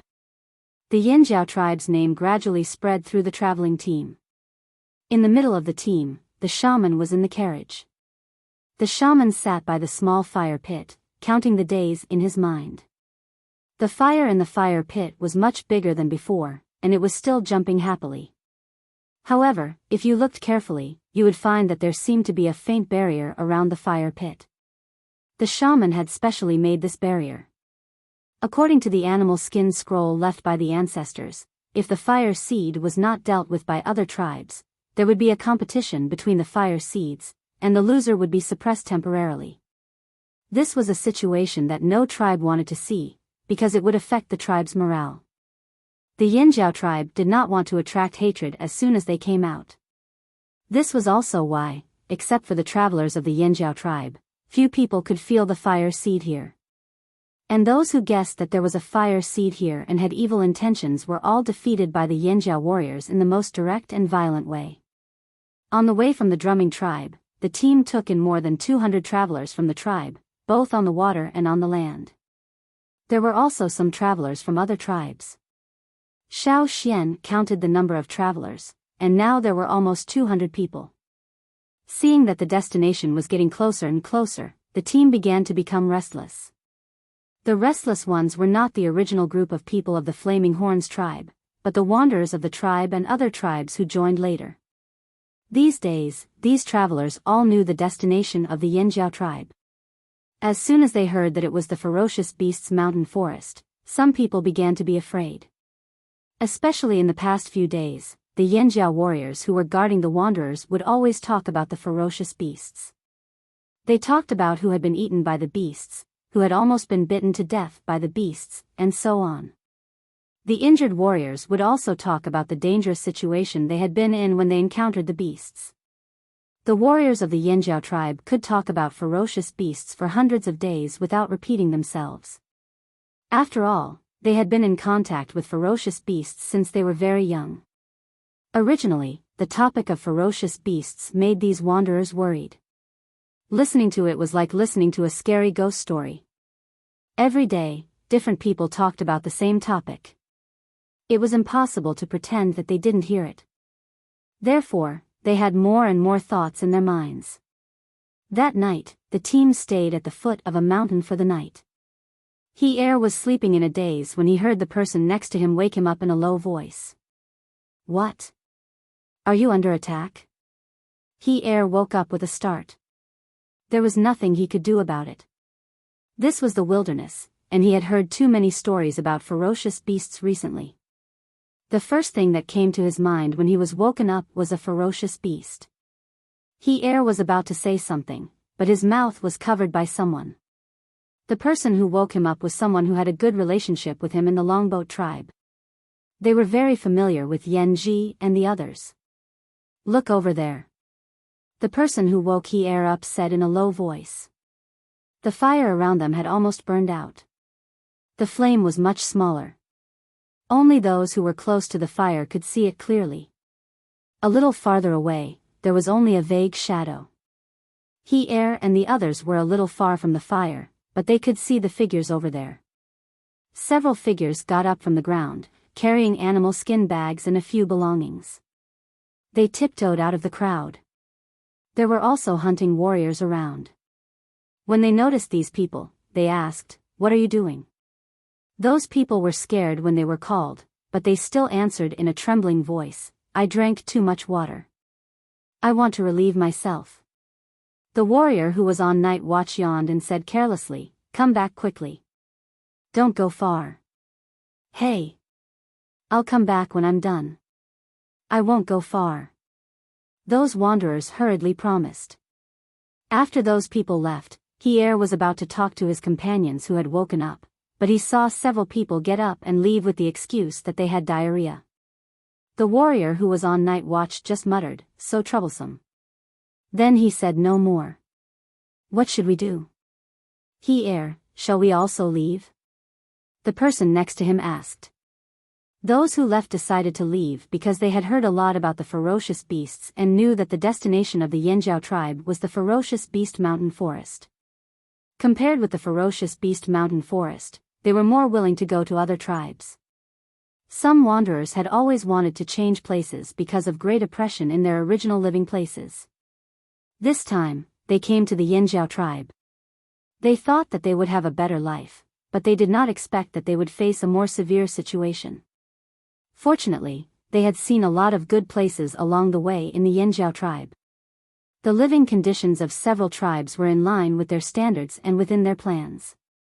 The wanderers did not understand the Yanjiao tribe. They thought that going to the ferocious beast mountain forest was a suicidal act. A tribe with such great potential like yours would definitely be able to gain a firm foothold in a safe place. Compared to some of the smaller tribes in the central region, your tribe would not be worse. Although you have fewer people, in 10 or 20 years, your population would probably double. Why would you want to seek your own death? Even if there were a few ferocious beasts in the team, so what? It was the ferocious beast mountain forest. There were more than millions of ferocious beasts there. Even the big tribes in the central region were not willing to go there. They just wanted to live a better life, not die with the Yanjiao tribe. 2 days ago, some people left, but not many. Tonight, maybe everyone realized that they would soon arrive at the ferocious beast mountain forest. This might be their last chance to leave. If the Yanjiao people found that too many people left tomorrow, would they be angry? What do you think? Should we leave too? Tonight may be our last chance. If we miss this chance, we won't be able to escape when we enter the ferocious beast mountain forest. Someone asked Didn't the Yanjiao tribe say that they could not hunt many beasts along the way? Even many large beasts in the forest were scared away by the Yanjiao tribe's beasts. The rest of the beasts were eaten by the Yanjiao warriors. Those beasts had been cleaned up. At least, they would not go back in a short time. Therefore, as long as they followed the path of the Yanjiao tribe, they would be less likely to encounter those dangerous beasts. If they went back now, they would be safe. In the past 2 days, some of them had specially collected the feces of the ferocious beasts so that they could use the feces of the ferocious beasts to intimidate the ferocious beasts in the forest. Only then would they be safer. Seeing He did not answer, the man poked He, "Are you going or not?" He gritted his teeth and lay down again. He whispered, "No. I don't want to go back. And I believe in Yanji and the others." The surrounding people were silent, and then they lay down one by one. "Forget it, let's bet." After making the decision, they lay down again. But they could not fall asleep. Listening to the sounds of those beasts leaving, they opened their eyes wide in a daze. In the dark night, where the firelight could not reach, and where the moonlight was blocked, the night watchman leaned against the trees. They looked at those who were running away from the team with a sneer, but did not stop them. The next day, the team continued their journey. The wanderers had decreased by nearly 1/3. It was obvious at a glance. However, the Yanjiao tribe did not seem to know, and did not mention it. Strangely, no one told the wanderers the story of the ferocious beasts. Some clever wanderers realized that this was a test by the Yanjiao tribe. When Yanji and the others saw He and the others, their tense faces relaxed. Fortunately, they were still there. It was the shaman's idea to test the wanderers. He had arranged it in advance, and no one dared to say anything. Even Yanji and the others could only worry in their hearts when they saw the restless wanderers. Xiao Xian took a piece of animal skin full of words and got on the shaman's carriage. More than 70 wanderers left, 6 of them are Yanjiao wanderers. Xiao Xian handed the animal skin roll to the shaman and said, "The wanderers of other tribes were not so bad, but the warriors of the Yanjiao tribe treated them very well. Although they did not completely trust them, they helped them a lot. 2 days ago, when they were short of food, some warriors even saved their own food for them. However, some of these wanderers still left. Fortunately, there were not many of them." After the shaman took the animal skin scroll, he didn't read it. Instead, he closed his eyes. There was no disappointment or sadness on his face. However, those who were familiar with the shaman knew that he was the most terrifying when he was expressionless. Even if the 2 team leaders were here, they would tremble in fear. Xiao Xian did not interrupt the shaman's silence, and quietly waited for him to make a decision. After a long while, the shaman opened his eyes and said, "If you leave, don't come back." Although his words were gentle, there was an irrefutable murderous aura in them. Xiao Xian had already expected the shaman's answer, so he nodded, "I know." He wrote down the names of those who left and those who stayed. There was only one chance, and the trust of the Yanjiao shaman would only come once. The people who followed him all thought that in the Yanjiao tribe, the chief was in charge. This was the management style of many tribes, and they thought that the shaman was just an assistant in management. However, those who had lived in the Yanjiao tribe since childhood knew that the shaman had an absolute position in the tribe. Since the shaman had made such a decision, no matter Chief Ao or others, they would not have any objection. After getting out of the carriage, Xiao Xian looked at the sky. The weather is not very good. After leaving the shaman, Xiao Xian went to another carriage, in which sat the women who could not move or had not awakened their totemic power. Even if they could not move, they were not idle in the carriage. They had brought some tools, and some animal skins that the warriors had obtained after hunting. They were here to sew and mend, and to make some leather boots.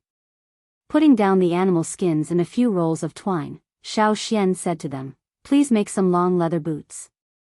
Children also need them." Although they did not understand why, they did not ask. They just followed Xiao Xian's instructions.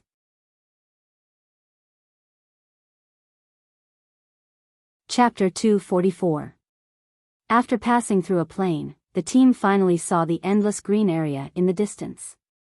At the border of the sky and the earth, there was a long stretch of green. Farther away, there were some tall mountains. Before they walked in, the tribal warriors' eyes lit up. The familiar feeling made their bodies instantly enter a state of excitement, as if they were back to the dangerous mountain forest on the other side of the river. It was the kind of feeling that made one's hair stand on end. It was not fear, but excitement that made one want to tremble. Of course, they were so excited because of the fire seed.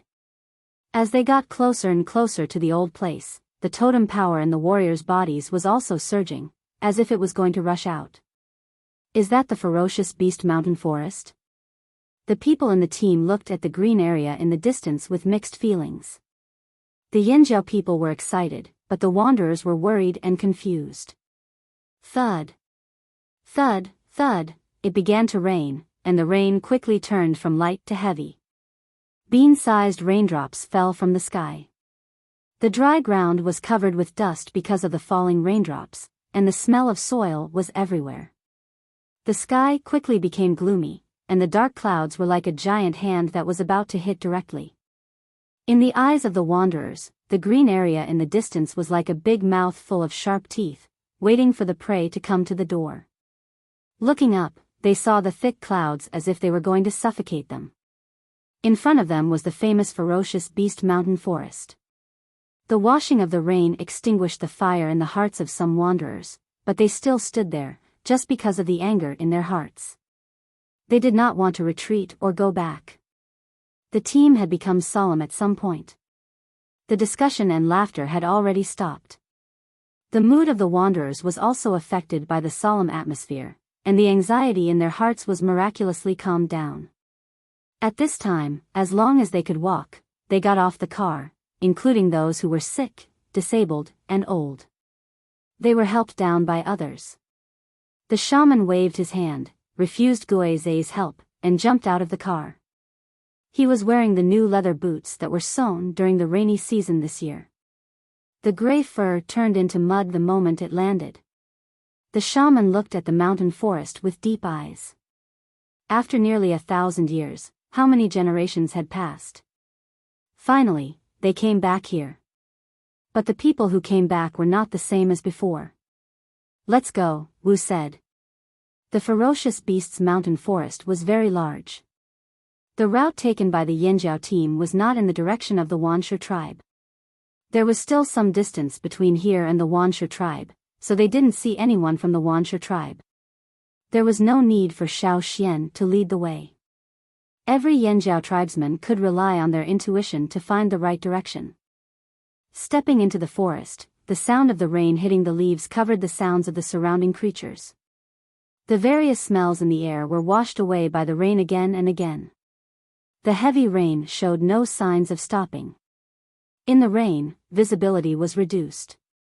Many people couldn't see the situation in the forest in the distance, but it didn't matter. They just had to follow the people in front of them. Inside the carriage where the fire seed was placed, the faint barrier around the fire pit had been removed by the shaman. The deterrence of the fire seed immediately spread throughout the forest. Tap, tap, tap, tap, tap, on the soft ground piled up with countless insects' bodies, leaves, and dust, the warriors carried their animal skin bags and carried their weapons, walking in the muddy forest. Every step they took, they left a deep footprint on the ground. The rain from the sky rushed through the dense leaves and dripped to the ground. Soon the footprints were filled with water. Unless they couldn't keep up with the pace and couldn't feel well, the tribesmen would continue to walk in the team. Some children were led by their parents, and with every step they took, all sorts of rotting substances and mud on the ground would rub their ankles. Fortunately, the boots were long, and even some of the worms in the mud would only bite on the skin. They used their knives to cut off the thin insects with suckers on their feet and continued to walk forward. In the forest, there were many wild animals and ferocious beasts. Even with the deterrence of the fire seed, they couldn't completely avoid them. Those bold and fearless beasts in the forest could suddenly come out from the dense forest at any time. Behind the luxuriant trees, in the caves on the mountainside, lurking in the swamps, and so on, there were cold and bloodthirsty eyes staring at the team that suddenly entered the forest. In the past, if it were other people who entered the forest, they definitely wouldn't miss this delicious meal. However, this team was too special. There was the fire seed that they were afraid of, ferocious beasts like them, and a group of totem warriors with great strength. The smart ferocious beasts hid and continued to watch. Those that rushed out were looking for death. The swinging of the beast's tail brought up rainwater that swept around like bullets, but was blocked by the warriors in the tribe who guarded around the team. The people in the advance group went to deal with the ferocious beasts that rushed out. In the forest, except for the roars of the ferocious beasts, the other warriors didn't speak. The silent killing was unprecedentedly violent and ferocious. The splashing blood of the beasts mixed with the rainwater and dripped on the ground, dyeing the path that everyone walked on red and filling up every dent in the footprints. No one in the team made a sound, nor did they stop. When the ferocious beasts rushed out, naturally there would be people to resist them. What they had to do was to continue to walk in that direction. If the wanderers who followed them didn't want to be left behind, they would probably fall to the ground and their legs would be soft. Maybe because of the heavy and solemn atmosphere in the team, when they saw the ferocious beasts rushing out of the forest, they wanted to scream, but they couldn't make a sound, as if they were strangled by the neck. The silent group unswervingly walked in that direction, as if they were on a pilgrimage. Xiao Xian put away his knife and didn't care about the ferocious beast that had been cut down on the ground. The other warriors also didn't care about it. They were like sacrifices, the sacrifices that the Yanjiao tribe returned to the old land. The heavy rain lasted for a long time.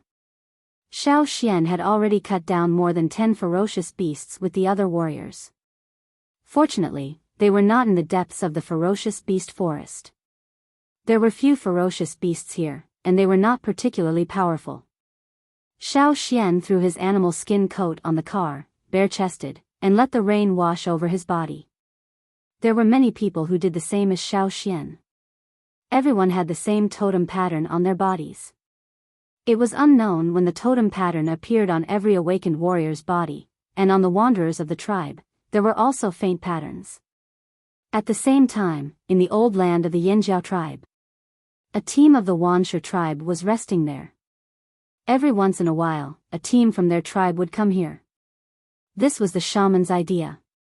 The chief didn't agree before, but after being persuaded by the shaman several times, he finally agreed. But the chief no longer led the team himself. Now the people of the Wuxia tribe had no fear of this ruined land. The more they came here, the braver they became. They didn't find a place to hide from the rain, so they just stayed here and waited for the rain to stop before going back.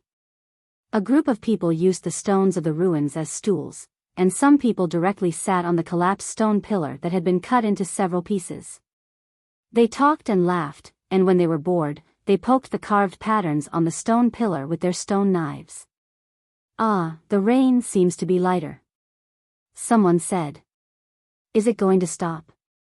The thick clouds in the sky were quickly dispersing. Yang Guang's light shone through the clouds, dazzling their eyes. The rain hadn't completely stopped, but it seemed that it would stop soon. Just as they were laughing, everyone suddenly heard a crackling sound. It sounded like the sound of burning firewood in a bonfire. Someone lit the bonfire at this time? A man of the Wuxia tribe pointed to a direction with a frightened face. "Fire! There's fire!" The others looked in the direction he pointed. They saw a spark-like light spot in the middle of the pit that had been dug. Then, with the light spot as the center, 6 fire lines extended outwards. A huge sense of panic struck their hearts. Looking at the fire lines on the ground that were about to spread to his feet, a warrior of the Wuxia tribe turned around and ran, shouting, go back to the tribe quickly." Before the rain stopped completely, they ran away in a panic.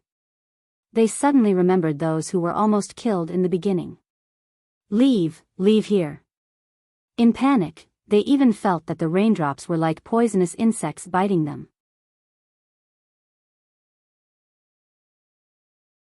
Chapter 245.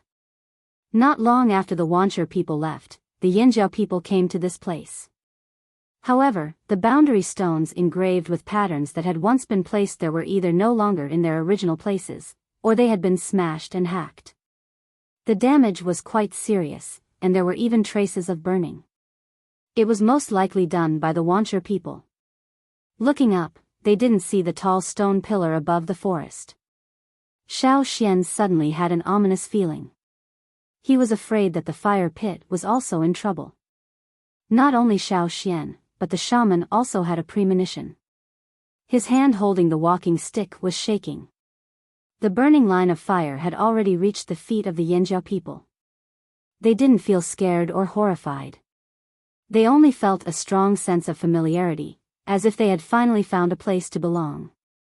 The totems in their minds were all active and very energetic.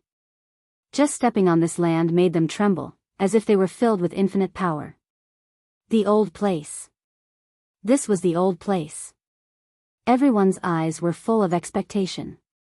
Almost there, almost there.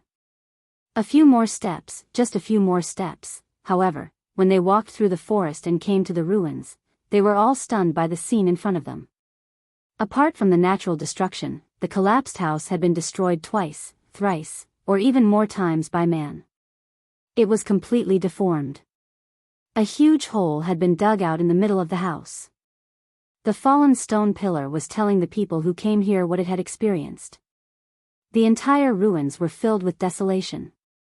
No matter how bright Yangguang was, it couldn't dispel the sadness. This is, the old place? Ao's voice was unsteady. How could it be like this? The Yanjiao people were a little confused when they saw this scene. The shaman hurried a few steps forward, as if he wanted to get closer and see the situation more clearly. His footsteps were somewhat staggered, and his hand that was holding the walking stick tightly clenched. The bulging meridians on the back of his hand throbbed, and because of the various emotions that arose from seeing this scene, his body could not help but tremble. How many years had it been? The ancestors of Yanjiao had waited for so many years to come back. They didn't expect to see such a scene. In addition to anger, there was also deep sorrow. Staring at the shattered stones, the shaman felt like his eyes were being pricked by needles. When Xiao Xian returned from this place, he had drawn the situation of the old haunt on a wu roll and showed it to the shaman. Therefore, in the whole tribe, other than Xiao Xian, the shaman was the most familiar with the old place. The shaman knew exactly where the house was, where the stone pillars were, and where the fire pit was. 2 years ago, although this place was still in ruins, with the desolation of a hero past his prime, it was far from being as dilapidated as it was now.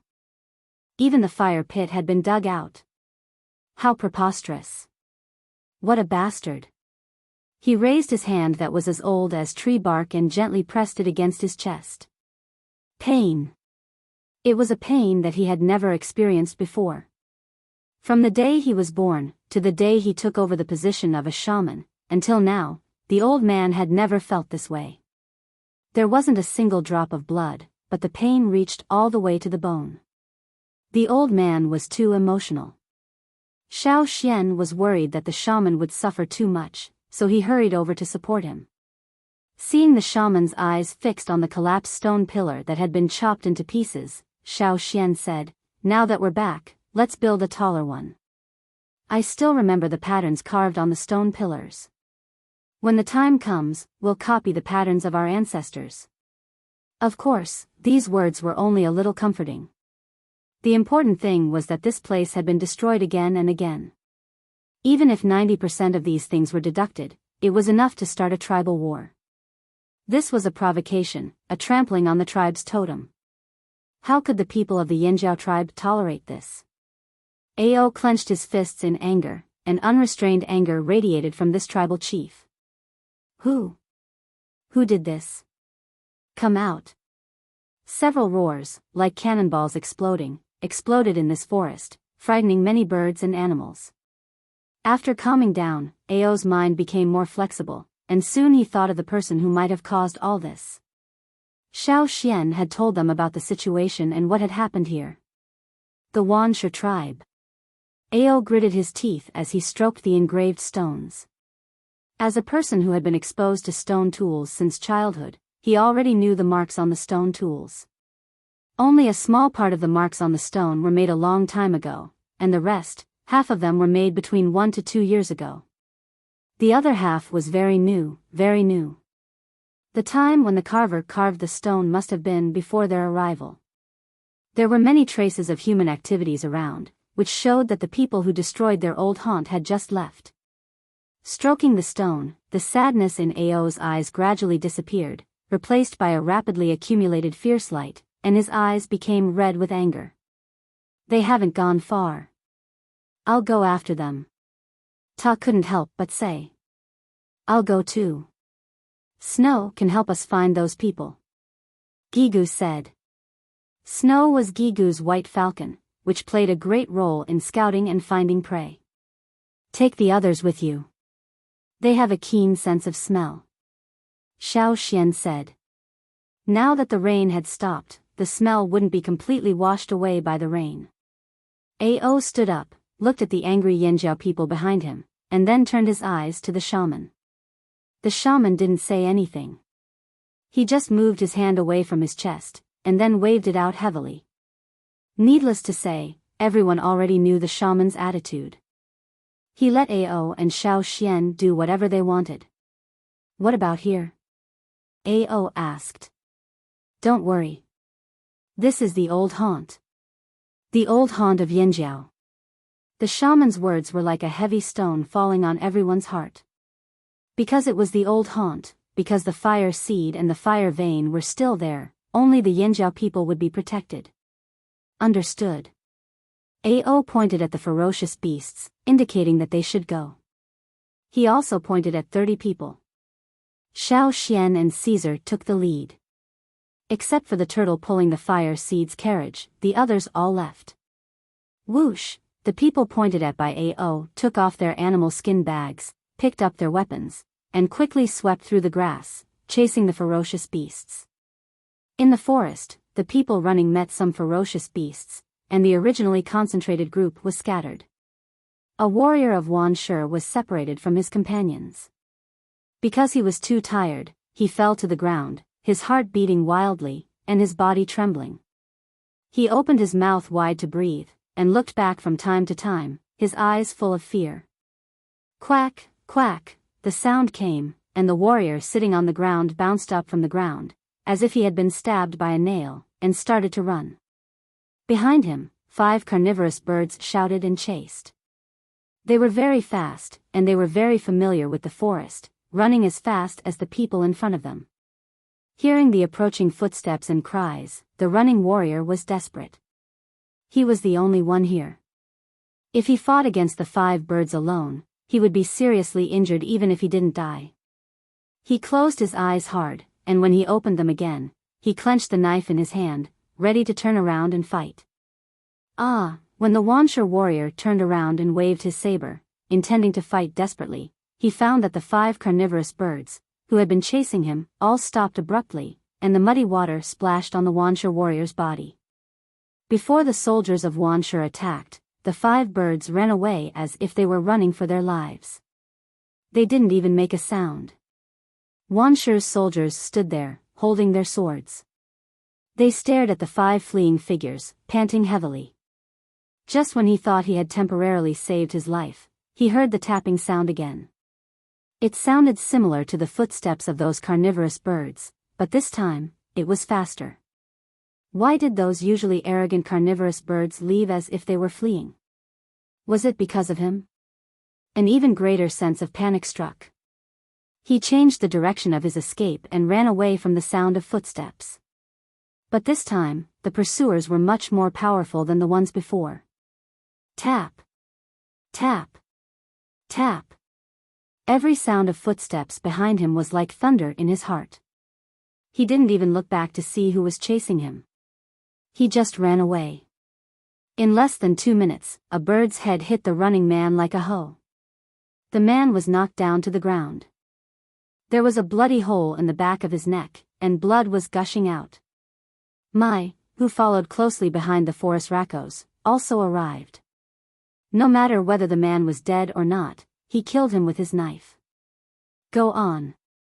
Mai patted the head of the forest Rakos and said. It had planned to chase the birds to have a good meal, but after hearing Mai's words, it had to give up the delicious food for the time being. It was not in a hurry. There would be plenty of time in the future.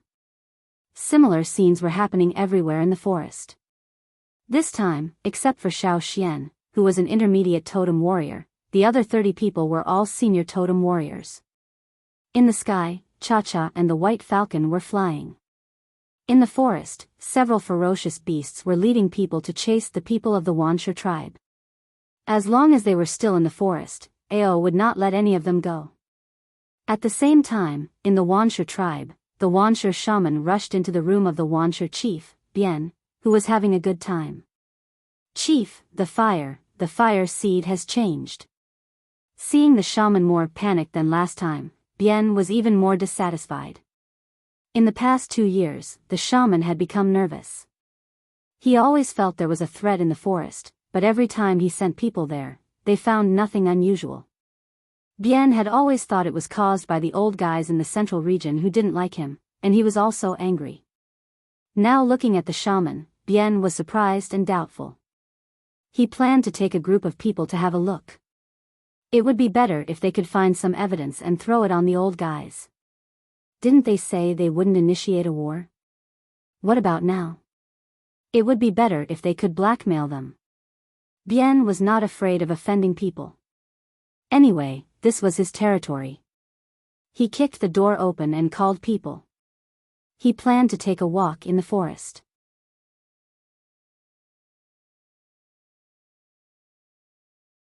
Chapter 246. After the rain, the air in the forest became fresh.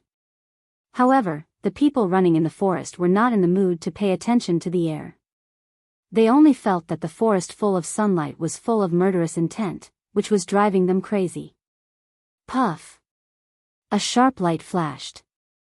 The spear penetrated the body of a Wuxia warrior who was running. The man beside him did not look at his fallen companion.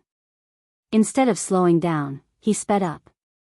In the distance, there came some strange cries of beasts or ferocious beasts, which made people's hair stand on end.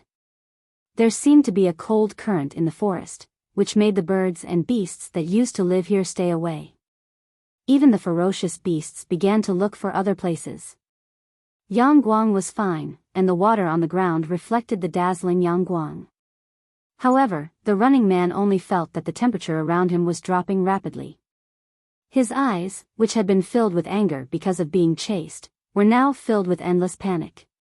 Feeling the approaching killing intent, the running man's pupils suddenly shrank. He felt that a chill was rushing up his spine, and the back of his neck was cold. What should he do? The running Wuxia warrior anxiously tried to think of a way to survive. Suddenly, his eyes lit up. Yes, there was a giant bear. He remembered that there was a giant bear around. He could lead the pursuers behind him to the giant bear. Perhaps the giant bear would shift its target to them, and he could take advantage of the chaos to escape. The more he thought about it, the more he felt that it was feasible. The face of the Wuxia warrior became gloomy because of extreme fear, and his face was so distorted that it could not be seen clearly. Here it was, almost there. Look, the giant bear was sleeping. He could see a tuft of dark brown hair behind the bush. It was the small one. The big one must be nearby. Great! The sleeping giant bear moved its semicircular ears and sniffed. It smelled the food and opened its eyes. Its sleepiness quickly faded away, and it looked around to find the specific location of the food.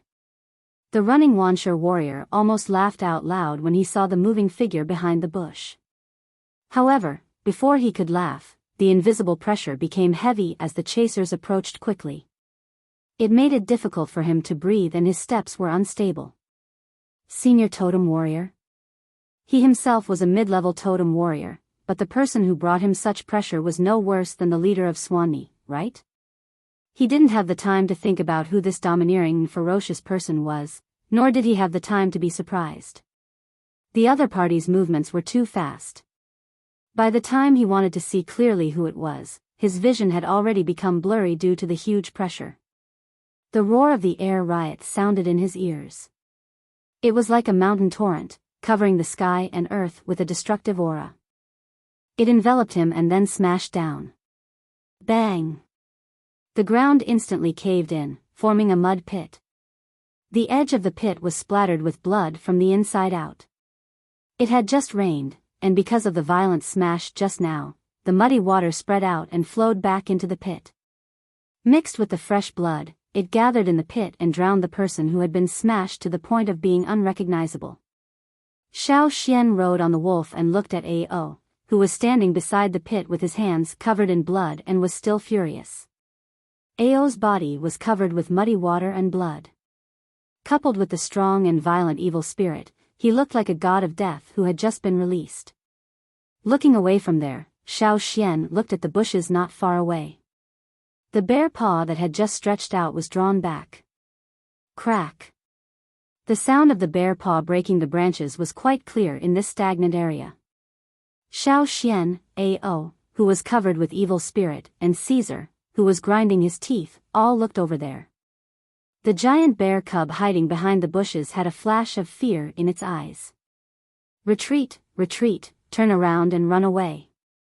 In fact, Xiao Xian and Ao had already noticed the guy behind the bushes, but at this time, they were not in the mood to hunt ferocious beasts. Their goal was the people of the Wuxia tribe in the forest, so naturally, they would not pay more attention to other ferocious beasts. As long as those ferocious beasts did not hinder them from finding their enemies, they would not pay attention to them. The giant bear cub ran towards the mother bear. Seeing its savior, it was about to roar, just like when it was in trouble and asked for help. However, as soon as it opened its mouth, a bare paw slapped it. The giant bear cub was stunned and forgot to roar, staring at its mother blankly. The mother bear stood up and carefully looked around. Then it landed on all fours, growled and bared its teeth, and left with the cub. This place was too dangerous. They could not stay here any longer. It was better to go to other places. In the group of people of the Wuxia tribe, the one who ran the fastest and had the best luck finally reached the edge of the ferocious beast mountain forest. Ha ha ha, I still managed to escape, I still managed to escape. He shouted in his heart. Rushing out of the forest, he looked forward and saw Bien and his men coming this way. Did they know something happened in the forest, so they came to save us? That was better. The one who ran out of the forest was ecstatic. He decided that he would never go into the forest again. If someone died, let others die. He would not go in anyway. He would find an excuse to pretend to be dead. However, while he was rejoicing that he had escaped this calamity, he did not notice the fear in the eyes of the people Fuan brought with him when they looked behind him. Like the wind blowing. A gray figure jumped out of the forest, landed on the ground, and jumped up again like a tight spring. In an instant, it caught up with the one who ran away. It seemed that it had already predicted ere the prey would run to the next moment. When Caesar jumped up and landed, the wolf paw just pressed on the man who ran away. Crack. The wolf paw almost penetrated the man's body and stepped on the ground. Blood spread out. The wind from the forest carried the smell of mud after the rain, and also the smell of blood that made people's hair stand on end. The people with Bien were all speechless, as if they were stabbed in the throat with a knife. They just stared at the man and the wolf who rushed out. Who was this man? Bien looked at the totem pattern on Xiao Xian's body and searched for the totem patterns of each tribe in his memory. He even compared the totem patterns of several well-known tribes in the central region, but none of them matched. Frowning, Bien was a little flustered. This was different from what he had expected. Even a moron would know that something was wrong. As for the wolf that just jumped out of the forest. A ferocious beast? Or a tamed ferocious beast? No wonder this guy could be so arrogant. He dared to chase people here and trampled them to death in front of him. Bien's eyes were gloomy. This warrior also looked very young. A senior totem warrior? No, he should not be. At best, he was just a good intermediate totem warrior. Bien could still feel this. However, he did not know why he felt a strong threat from this intermediate totem warrior. Anyway, he was just an intermediate totem warrior. No matter which tribe he was from, even if he had a ferocious beast with him, could they not even deal with a ferocious beast and an intermediate totem warrior? If this spread out, they would be laughed at. Bien was about to take action, but suddenly he felt a breath that made him extremely afraid. He stopped his action abruptly. The breath of a strong man. A figure rushed out of the forest. He rushed out at a fast speed, but he could stop and stand still in an instant. His feet stepped on the ground, making a bang sound. The wet soil on the ground splashed around like waves. The ground trembled. Even the people of the Wuxia tribe, who were hundreds of meters away, could feel it clearly. Bien's eyelids suddenly twitched. A senior totem warrior. And a senior totem warrior who was not inferior to him. Such a person should appear here. And when did they arrive? Bien was thinking about how to deal with the senior, intermediate and ferocious beast in front of him. However, he saw several figures rushing out of the forest one after another. Bang! Bang! Bang! Almost in the same way, they rushed out and stood still in an instant. The ground shook many times. The people of the Wuxia tribe were so shocked that they forgot to count. Bien's eyelids kept twitching. Senior. Senior. And senior. These people who came out were all senior totem warriors. Bien felt that the muscles on his back became stiff. Even the movement of twisting his neck became difficult. This situation was simply too shocking for him. While the people of the Wuxia tribe were stunned, Xiao Xian looked at these Yinjiao warriors. Since they could come here, they must have dealt with the people in the forest. Xiao Xian and the others did not speak. After all, Ao was still here. With a gloomier and fiercer face than Bien, Ao held the spear in his hand. Clang! A deep mark appeared on the ground in front of Ao. It was obviously made by the spear. The mark was less than 2 meters long under his feet. However, in the eyes of everyone who saw this scene, this line seemed to extend out. Anyone who enters the forest, kill. Every single word was like a heavy blow to his heart. The fearsome beast forest was the boundary. The boundary between life and death. Following Ao's words, more than 30 people came out of the forest and stood in a row. There were not many of them.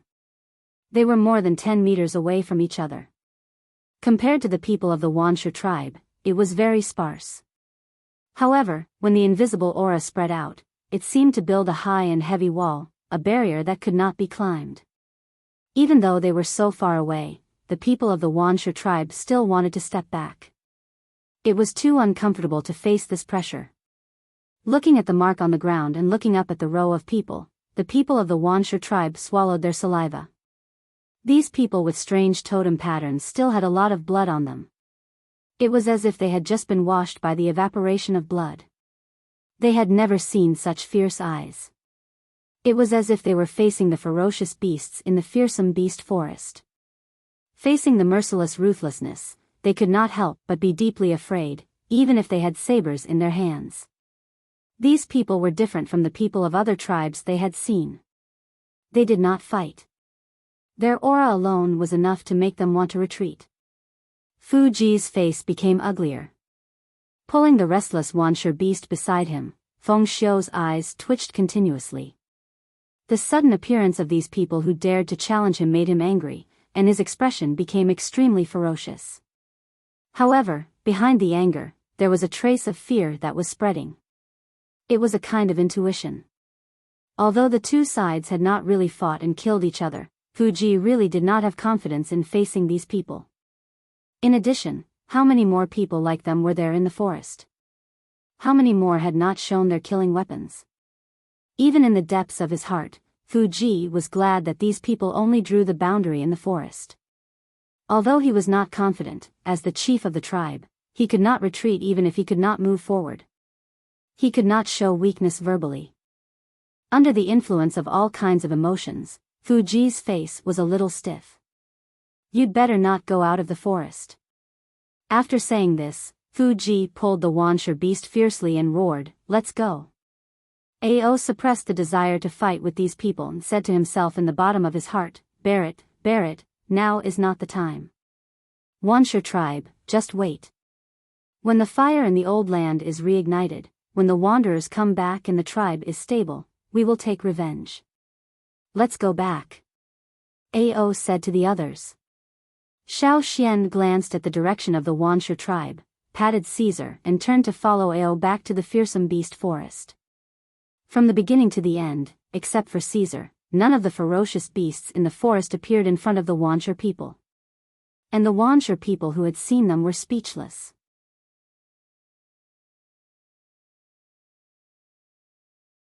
Chapter 247. When Xiao Xian returned to the old land with Ao and the others, the place that was full of gravel and debris had been cleaned up. The decent weeds had been pulled out and the dangerous plants in the surrounding woods had been cut down. As for the beasts, they had already run away. Many of them were in the pot. The place where the fire pit used to be had been piled up again.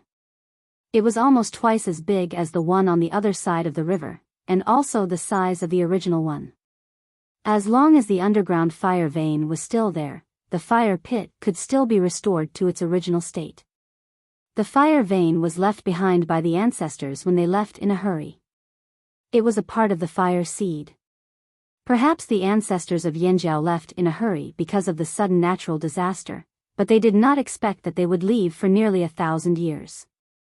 During these years, the fire seed that had left had never returned. If they really wanted to move, it would take time to completely take the fire seed away. Just like on the other side of the river, the shaman took a long time to take the fire seed away from the fire pit, and then spent a lot of effort to completely remove the fire seed from the fire pit. Fortunately, now they were all back, and the fire vein was not completely destroyed. Although the fire pit had been rebuilt, the fire seed had not been ignited in it for the time being. The shaman had to hold a sacrificial ceremony, and then ignite the fire seed in the fire pit to connect it to the fire vein. The surrounding people had already started to cut down trees to build houses, and the strong totem warriors were carrying stones. The shaman stayed in the carriage and did not come out. When Xiao Xian came back, Guizhe was jumping out of the carriage with the processed herbs. "What's wrong?" Xiao Xian looked at the wooden carriage and asked Guizhe. "The shaman is in a bad mood." Guizhe sighed. It was not easy to come back here, and seeing the mess, it would be strange if the shaman was in a good mood. Moreover, according to the shaman's style, everything he saw and felt should be recorded in the Wu roll, and passed down in the future. Xiao Xian knocked on the door frame of the carriage. "Come in." The voice from inside did not sound happy or angry. It was hard to tell whether he was happy or angry.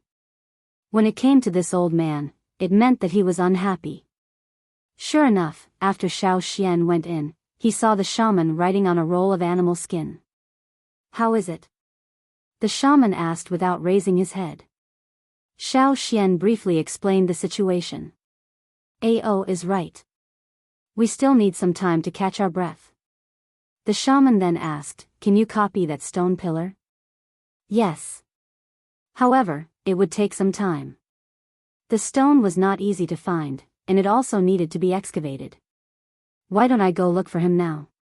Seeing the broken stone pillar, Xiao Xian didn't feel good. 2 years ago, when he came here, the stone pillar was like a landmark. He even sat on it.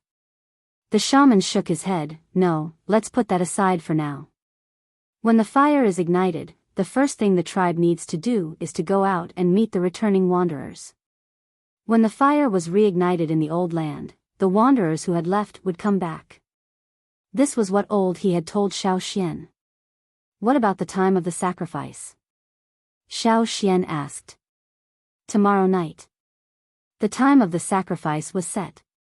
Now everyone had to prepare for the sacrifice as they had done in previous years. They took water to wash the stains on their bodies and clothes, and prepared the sacrificial animal clothes. But this time, there weren't as many steps as there had been at the beginning of the year. They just needed to ignite the fire in the fire pit of the old land. The next night, after washing and changing into the sacrificial animal clothes, the Yanjiao tribesmen gathered around the fire pit, including the wanderers who had joined the team later. As for the wanderers outside the Yanjiao tribe, they didn't join in, but just stayed aside and watched. In the sacrifice, the more important the person was, the closer to the fire pit. Even in a different place, this rule still existed. Xiao Xian was the only intermediate totem warrior in the group closest to the fire pit. The cart with the fire pit was already next to them. The atmosphere around was quiet and solemn. The wanderers who were a little further away stared at the fire pit and didn't dare to say a word. This was not the original mountain, and the place where they were now was not the top of the mountain. Looking around, in the distance, there were mountains around. In comparison, this place was at a lower place, and with the surrounding woods, it was not conspicuous. Amidst the silence, the shaman carefully got into the car. After a while, he got out of the car with a small flame in his hand. However, this flame was twice as big as the one he had left the other side of the river, and it was still dancing in his hand. As the shaman approached the fire pit step by step, a flame appeared in the fire pit and broke out of the ground. Then, from the center of the flame, 6 fire lines were divided into 6 directions. Each fire line passed through the crowd standing around and spread further away.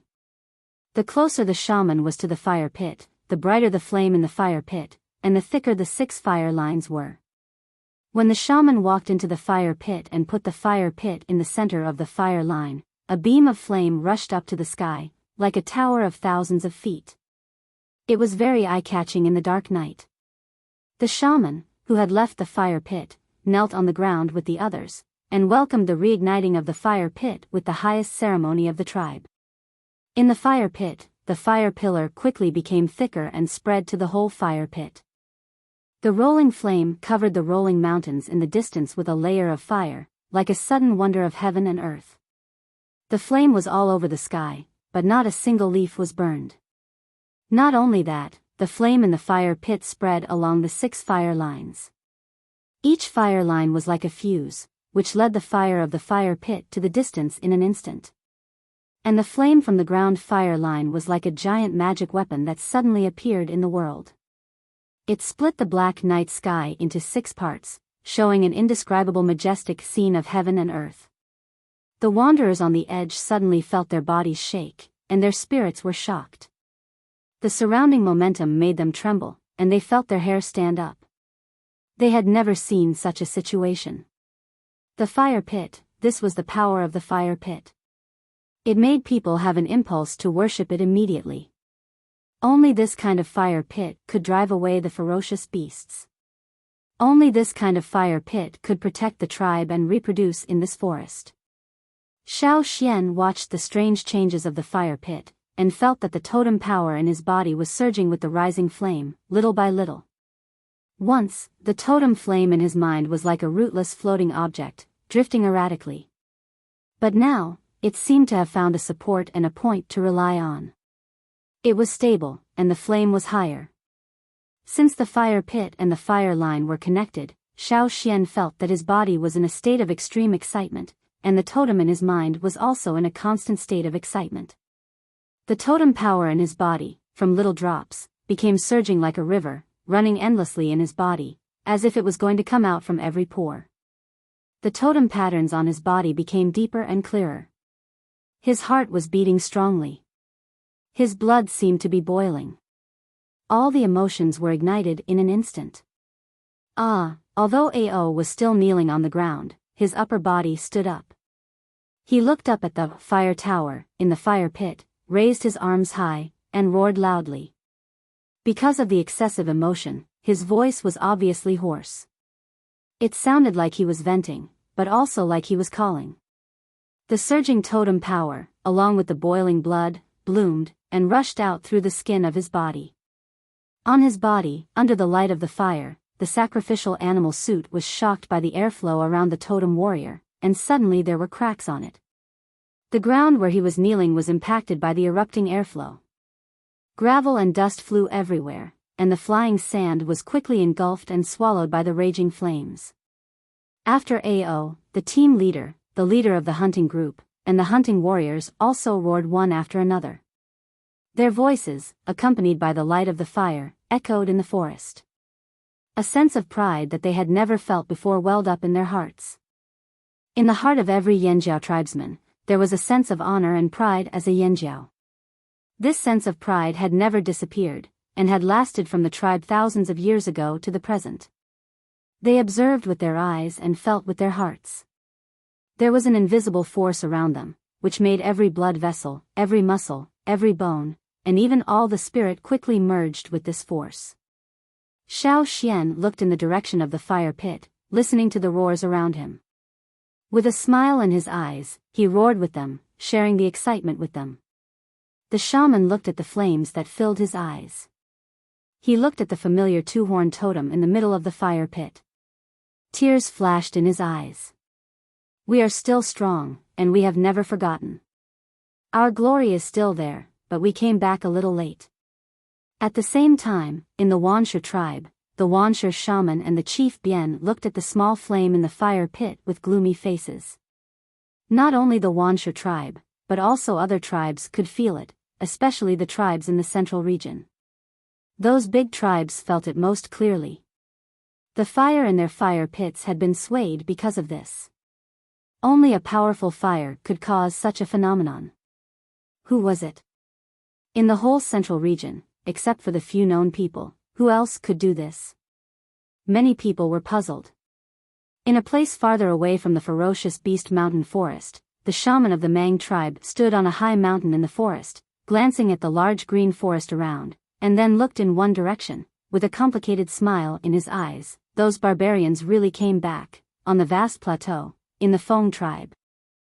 He looked at the totem patterns on his body that were clearer than before.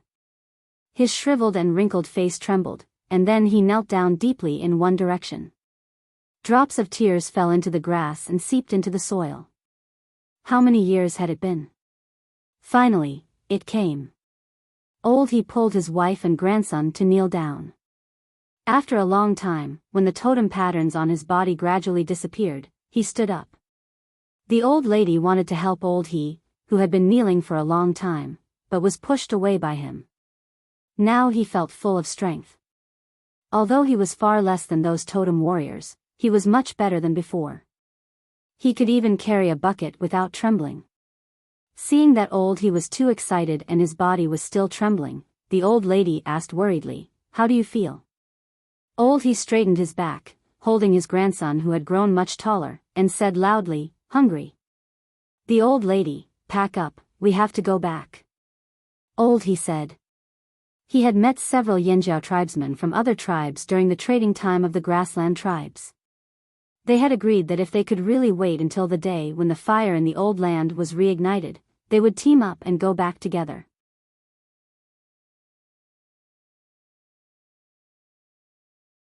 Chapter 248. People in the Yanjiao tribe didn't know how many people lost sleep that night, nor did they know what the other tribes thought. Their thoughts were simple. Whatever the shaman and the chief told them to do, they just did. They didn't need to think about other things, they just needed to do their best. When the fire was reignited, everyone felt that their totem power had changed a lot, and it was a good change. That night, to the shaman and the chief's delight, another 7 people were promoted to senior totem warriors. When they absorbed the fire crystals, they didn't directly break through, and were stuck until now. Unexpectedly, they succeeded that night. Many people in the tribe said that when the fire returned to the old land, it was complete, and the ancestors' wish was fulfilled. However, Xiao Xian felt that although the fire seemed to be stronger than before, it was still incomplete. Only half of the fire seed that had been split into 2 had returned to the old land. The shaman didn't tell them. Because even the shaman himself didn't know where the other half was, and he couldn't feel it. In the morning, Xiao Xian got up early. He wanted to help old Ku build a house, but he was summoned before he started. Near the fire pit, there was a half-built stone house. It was for the shaman. Other people's houses could be delayed, but the shaman's house couldn't be neglected. The warriors who built the house didn't sleep all night, but they were not tired. They were still excited. When Xiao Xian arrived, there were more than 30 people gathered around. "Uncle Mai, why did the shaman call us here?" Xiao Xian asked in a low voice. "It seems to be about helping the wanderers." Mai replied. "So fast?" Xiao Xian thought that the shaman would send people out when the house was almost finished. Because they had been in contact with many wanderers like this, everyone knew their fighting strength. They were stronger than those who had not awakened their totem power, but they were still inferior to the real totem warriors. The shaman hoped that everyone would help them, as many as they could. The shaman and the chief had been discussing this matter after the ceremony last night, and the list had been finalized. Xiao Xian looked at the people who had been called over. He was familiar with all the people gathered around the microphone. They were all from his previous hunting group. It seemed that they had to go out as a hunting group. When almost everyone had arrived, Ao called everyone over. There was a piece of wood erected there and a few pieces of gravel piled up beside it. Ao went over and stepped on the gravel. He unfolded the animal skin scroll in his hand and hung it on the top of the wood so that the people who were called over could see the drawings on it. What was drawn on the animal skin scroll was a simple map. This was the map that Xiao Xian had completed after collecting new information on the way to the old haunt. Ao drew 10 copies of these maps. There were about 500 people who were called over. Each team of 50 people would act in a team. There were exactly 10 teams, and each team would have one map. The leaders were all former leaders of the 10 hunting groups. The route had already been marked on the animal skin scroll, and each team was responsible for one route. While assigning tasks, Ao gave a simple explanation of the route for each team. The tribes around the route had been marked. Perhaps not all of them were marked, but the important ones were all marked. Xian, you go with Mai and the others. Take them to the grassland and meet the wanderers there. You have been there once, so you are more familiar with it than them. Ao said. Okay.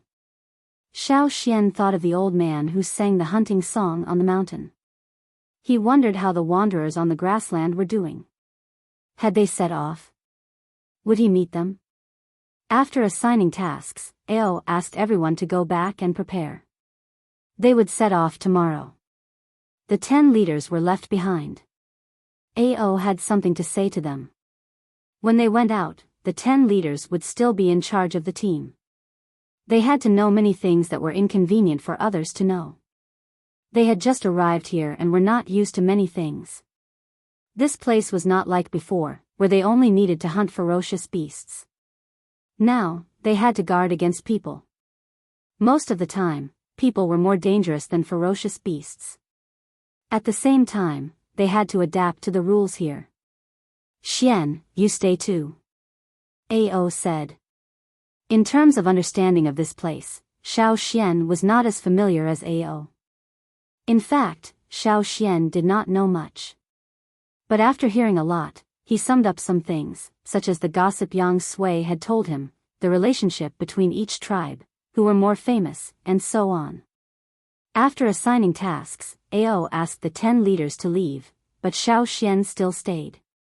Anything else? Ao asked, puzzled. Well, leader, I was thinking, when we go to the grassland, I want to see if we can exchange for some livestock such as horses, cows, and sheep. Although the Lu tribe also has some, I think the breeds on the grassland are more suitable for us. Xiao Xian said. Ao's eyes flashed, and he nodded, yes, the tribe does need some livestock. Here, there would be more and more people. People in the tribe could not focus all their energy on hunting like before. The situation here was more complicated. Besides, there would be more and more people in the tribe who could not awaken their totem power. Whether it was the wanderers from the Yanjiao tribe who came back or the other wanderers who depended on them, the number would increase. They also needed to consider the placement of these people. They could not just let them live in the tribe without working or contributing. Just as they had discussed before, the rearing and planting of the plants would be distributed to these people. They could not go out to hunt, but they could not even farm and raise livestock. The situation here was better than on the other side of the river. Some people who knew how to make pottery had already started making, and they were very successful. Others also needed something to do. It would take too much time to completely tame wild animals. It was better to exchange some with people directly. You are right. Okay, I agree. Go. Ao said. Xiao Xian did not move. Ao waited for a while, but still did not see Xiao Xian leave. He looked up and asked, "Anything else?" Xiao Xian twisted his fingers. "Boss, water moonstones." Of course, he was waiting here to apply for public funds. Ao suddenly understood. He just said that the other team leaders needed to get used to it as soon as possible, but he did not think of it himself. Here, to get something, they had to take out other things to trade with others. It was not like in the old tribe, where they could just use a few simple stones or a few wild animals. Many people did not accept food at all. "Wait, I will get it." Ao walked to the shaman. All the water moonstones were in the shaman's wooden cart. Xiao Xian left Ao's place with his share of water moonstones, and 9 more for the other teams. He also told them what Ao Wang said. They did not need to bring livestock like Xiao Xian did. It would be better if they could buy some seeds. They did not know which plants in the forest could be planted. The species were not stable. What if they died from eating the plants? People who had not awakened their totemic power were not as strong as totemic warriors. Many tribes controlled their seeds very well, and sold them at a high price. They did not even reveal how to plant them. When the time came, they would have to figure it out by themselves. After giving out the 9 water moonstones, Xiao Xian went to find Mai. He saw Yang Guang and his sister talking to Mai. Yang Guang and his sister were not among the people who went out this time.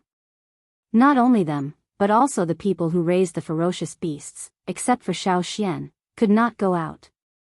They and the ferocious beasts all had to stay in the camp. More than half of the people in the advance group had to stay, including the 2 team leaders. Mai was annoyed by the siblings and said, "I can't do anything. If you want to talk, go to the chief." The people who went out were all personally selected by Ao. Even if they had objections, they had to go to the chief. But it was useless.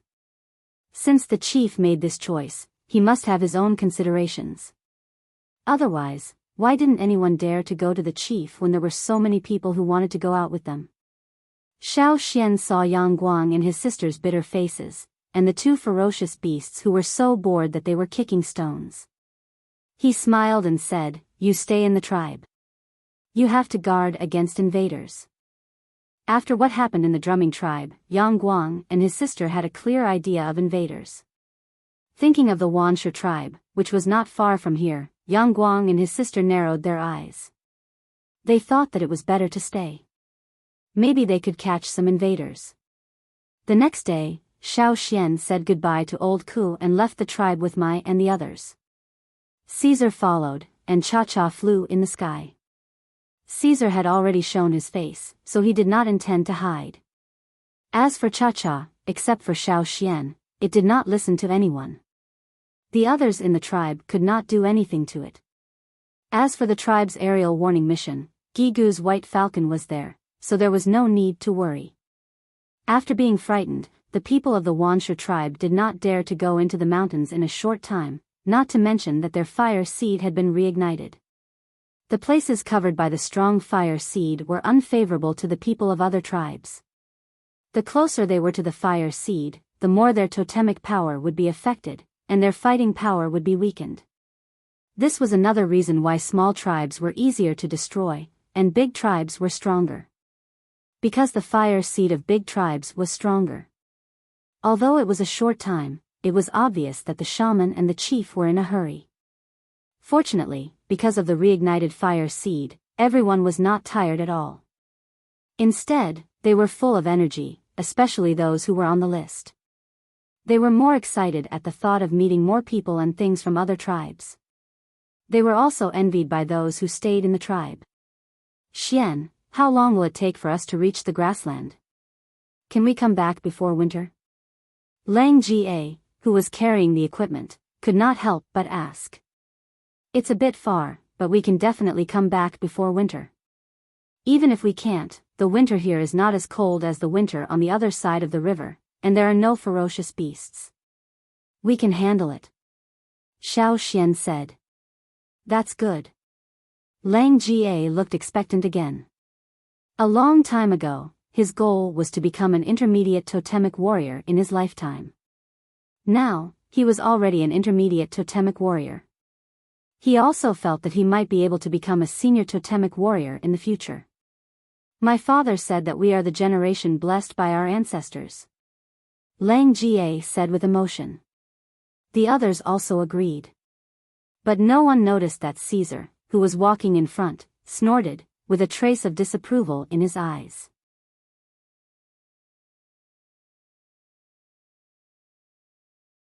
Chapter 249. When Xiao Xian and the others went to the grassland, Old He went to the Feng tribe and waited on a low mountain on the border of the tribe every day. According to his agreement with the others, the people on the grassland should leave from here. However, 1 day passed, 2 days passed. 5 days passed, and Old He didn't see any trace of those people. On the 10th day, Old He didn't let his wife and grandson wait here with him. He would inform them when he saw them. The old lady was old and not a wanderer of the Yanjiao tribe, so she was not as healthy as Old He.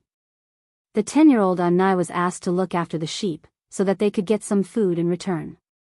After all, no one knew how many days they would have to wait to leave. Old He knew that the grassland was very large and it would take time to come here, so he waited at ease at first. However, on the 15th day, Old He was really anxious. He was afraid that the team would forget him. After all, there were only 3 of them here, 2 of whom were old and 1 young. Did they think it was troublesome to take them with them? Old He couldn't help but think about it. The wanderers on the grassland were divided into several groups, so it was impossible for all of them to go the same way. The person Old He contacted did decide to go this way. However, after 15 days, they didn't even see a shadow. Was it on purpose, or did they encounter trouble? If it was the former, Old He would take his family and leave. He knew that there were only 3 of them, and the journey was long and dangerous, but he was willing to take the risk. However, Old He believed in the latter. He knew that people would not easily abandon their tribesmen, but if they encountered trouble. He heard that there was a war on the other side of the mountain. If the wanderers encountered it, they might be involved. Thinking of this, Old He was more worried. He would rather others forget about his family than be involved in the war. Once involved in the war, they would be killed. It was rare for his indifferent temperament to become impatient. Old He still insisted on waiting on the mountain early in the morning with food until sunset. When Old He went up the mountain, his 10-year-old grandson Anai was helping Gua Er's family to look after the sheep. Including him, there were 5 people guarding the flock. In the past, there were only 3 of them. Sometimes, one of them could keep an eye on the flock. But recently, the tribe had been losing sheep. Sometimes, there were cows or horses. The livestock was uncertain, and most of the lost animals were the young ones. The patrol team patrolled every day and night, but there were still cases of livestock being lost. Sometimes it was this house, sometimes it was that house. It had been more than 10 days. Some people said that they saw a pack of wolves moving around. Perhaps they were some cunning and swift wolves. There was a war between tribes on the other side of the mountain range. Therefore, in order to avoid the war, the wild beasts in the vicinity also moved around. Some of them crossed the mountain range and came here. Therefore, the patrol team had sent more people to pay attention to the traces of the wolf pack. Gua Er was listless recently. His favorite calf was missing. He had planned to raise it carefully to fight with his friends next door. However, he didn't expect that the calf was missing when he went to the cow pen the day before yesterday. He didn't want to stay with his friends for the next 2 days. It wasn't easy for him to find a newborn calf. He had even prepared the best pasture, but it was gone in the end. Ah, Nai, when do you think the wolf came in and took the calf away? Gua Er asked with boredom. I don't know. After a pause, Nai said, I don't think it was a wolf. In the past 2 years, because Gua Er promised Xiao Xian to take care of Lao He's family, his attitude towards Anai was better. Even if he didn't let Anai join their small group, he didn't feel sad for him. Sometimes when Anai was bullied by others, Gua Er would help him out. Therefore, Anai and Guaer talked more. I don't think so, either. It may be a fox or an eagle. There are many animals that steal livestock on the grassland. They all like to steal calves. Guaer said with a fierce look.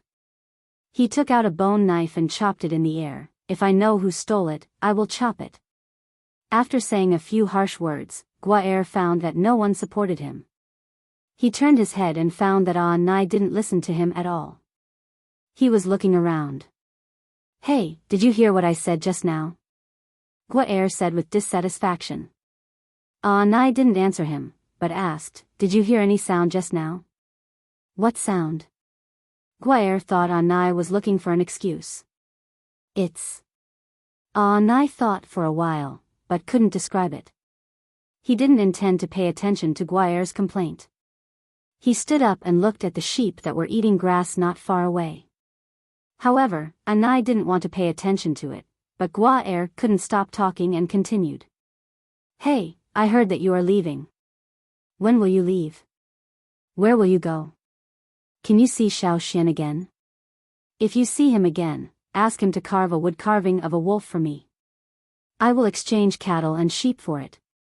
The wood carving was taken away by my father and he didn't let me touch it. Guaer said to himself. Guaer. Anai suddenly said. What? One sheep is lost. Anai said hurriedly.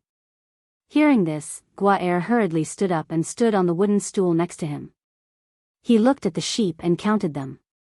His family didn't have many sheep now, and the livestock lost recently were all calves. So Guaer directly counted the number of calves. No. You counted wrong. None of the calves are lost. Guaer was relieved and said.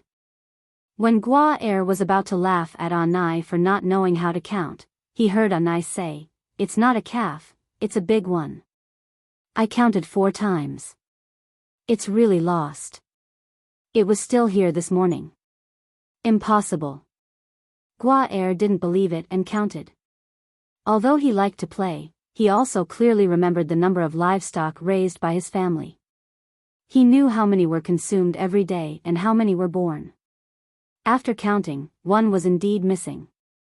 There were 4 people watching in other places. Although they didn't watch the sheep but looked at other places, as long as the sheep didn't run away, it was fine. Guaer ran over and asked the 4 people. None of them saw the sheep leave the flock. Everyone was here, but he didn't see any wolves or foxes. Was it an eagle? He looked up to the sky and didn't see any birds. Even if an eagle came down to catch the sheep, it would make some noise. But Guaer didn't hear it. Hey, Guaer, what are you looking for? A little girl of the same age as Guaer's neighbor came over. It's none of your business. Guaer was anxious now and his tone was not good. Knowing Guaer's temper, Doya didn't intend to ask him, but turned to ask Anai next to her. Anai had a good impression of Doya, so he told her what had happened just now. Knowing the whole story, Doya didn't want to ask Guaer to have a horse race. Her family lost a sheep yesterday. It was not too small or big. What are you going to do? Doya asked. Guaer, go and talk to your father. If your mother is at home, you can talk to your mother. Anai advised. No, I'll look for it first. Guaer didn't want to find his father who was patrolling now, nor did he want to wake up his mother who was sleeping. His mother had a younger brother or sister in her belly and needed to rest. Moreover, he hoped to find some clues and then tell the adults. I'll go too. Doya swung her horsewhip, rolled up her sleeves and followed him. Anai looked around and said something to the nearest shepherd. Then he chased after Doya and Anai. The shepherd didn't care about it.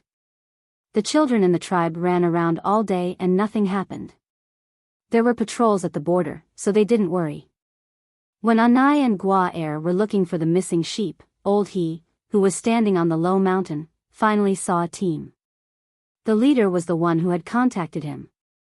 Old He, who was very happy, hurried over, only to find that the people in the team were very tired and had many injuries.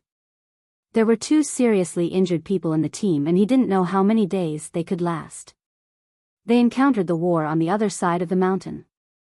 However, they were lucky to be alive here. Originally, there were 32 people in the team. Because of the scuffle between the tribes on the other side of the mountain, 3 people couldn't follow them here. As for the 2 seriously injured people in the team, if they couldn't survive, there would be 5 people. This wanderer team had been walking at the border of the tribes. Therefore, even if they were seen by the patrols, as long as they were not bloodthirsty people, they would be fine. He wanted to take them to his home, but now it was a sensitive period. The people of the Feng tribe wouldn't let suspicious people enter the tribe. Therefore, he ran back to get some herbs for the injured people. I also brought some food. You can eat it first. He handed over the half leg of lamb in his hand. It was definitely not enough for these people. But at least there was food. It was good for everyone to have a bite after roasting. When they were talking about the situation in the team, a patrol team of the Feng tribe rode over quickly. Guaer's father was in the front. Have you seen Guaer? The man was so anxious that his forehead was full of sweat. No, what happened? He had a bad feeling and his voice was trembling. A sheep was lost at home. Guaer didn't even tell us. He directly took Anai and Doya to look for it. But we haven't seen them yet. His legs were soft. Anai was the only child left in his family. If something happened, look, I'll look for it too. He said with trembling lips. The patrol team looked at the nearly 30 wanderers in front of them who were full of blood and asked, "Did you come from the mountains? Have you found any abnormal situation, such as wolves and other beasts?" There were indeed wolves and foxes running here, and, The man who spoke thought of something and said with a frightened face, there was also a kind of big worm. I heard that it was originally sleeping around the mountains. It was awakened by the war over there. It came out and ate many people. One of our team was dragged into the ground by them. I don't know if they came over. Worm? Stone worm? The man asked. Not stone worms. They have sharp teeth and are a little flat. They have many feet on their bodies. They don't leave any holes where they drill. They will block them with soil. We have been digging for a long time. The man who spoke cried. When they saw their companion being dragged into the ground, they all went to dig.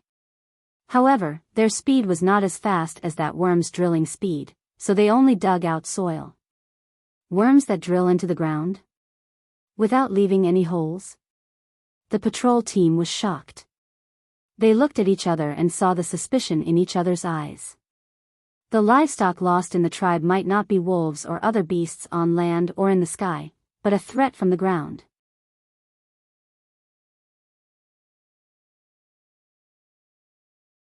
Chapter 250. According to the description of the wanderers, the patrol team immediately went back to inform the others and tried their best to find it. Guaer and the others might have encountered that kind of insect. The wanderers who were not seriously injured also helped to find it at the border.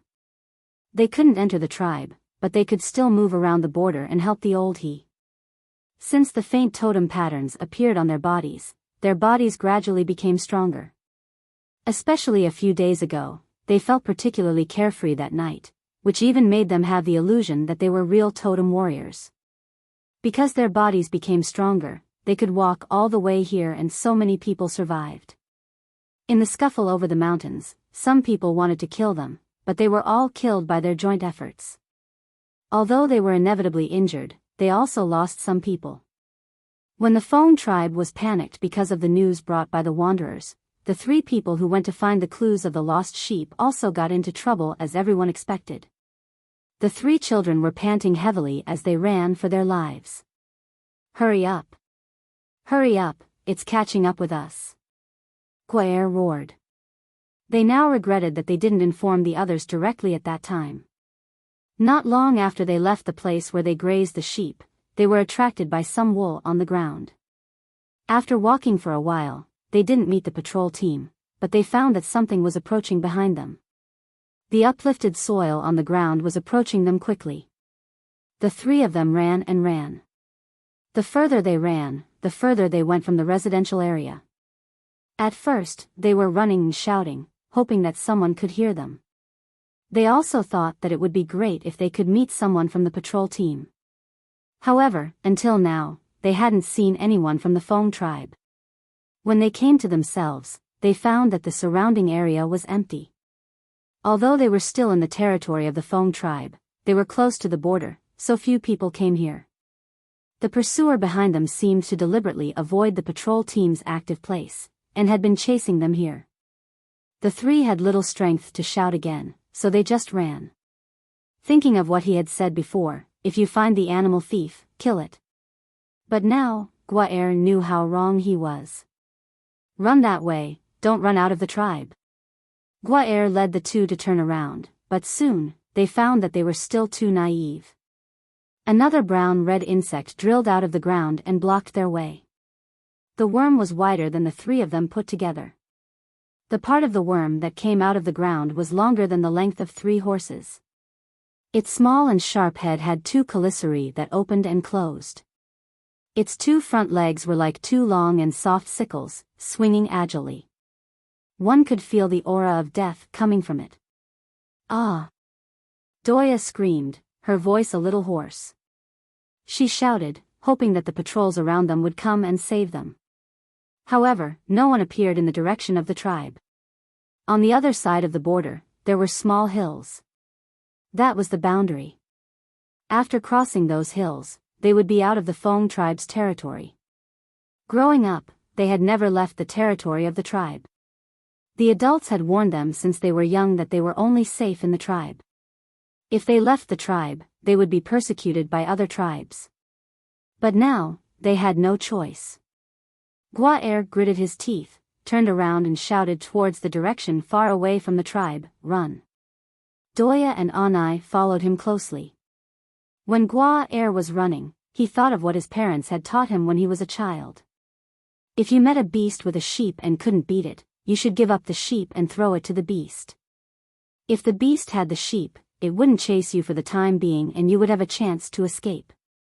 At this moment, there were 2 insects chasing them. There were 3 of them. Doya was a member of the Feng tribe like him. Only Anai was a wanderer. In many people's minds, wanderers were the sheep that was abandoned after encountering danger.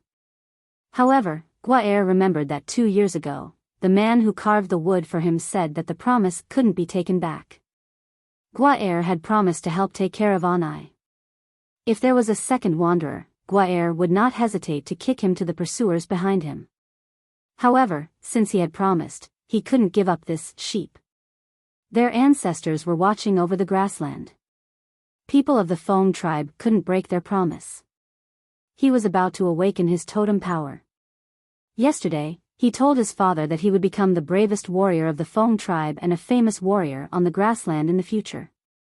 However, he might not be able to wait until that day. Guaer clenched the bone knife in his hand and slowed down his running pace. He pulled out the knife and turned around to look at the 2 reddish-brown insects behind and on the side. "You run quickly. I'll hold them off." Before he finished the word, "hold them off," Guaer's eyes reflected the insect shadow that rushed over quickly. The 2 open chelicerae were like clamps that could clamp people directly. Guaer could even smell the bloody smell from the insect's mouth and see the wool on the insect's chelicerae. This was the thief who stole his cattle and sheep. "Ah!" Guaer screamed and waved the knife with his eyes closed. Puff! The sound of flesh being pierced sounded. Before that, Guaer seemed to have heard the whistling sound like an arrow piercing through the air. Guaer's hand holding the knife was still trembling, his legs were a little weak and his throat still uttered sounds. However, when he felt that he didn't cut anything, Guaer stopped roaring and opened his eyes a little bit. The next moment, he was shocked to see that the reddish-brown insect that rushed over was pierced by a spear near its head. The insect was still moving, but 2 more spears flew over in a vertical arrangement and pierced through the insect that stood up because of the pain. The strong impact made the insect fall back.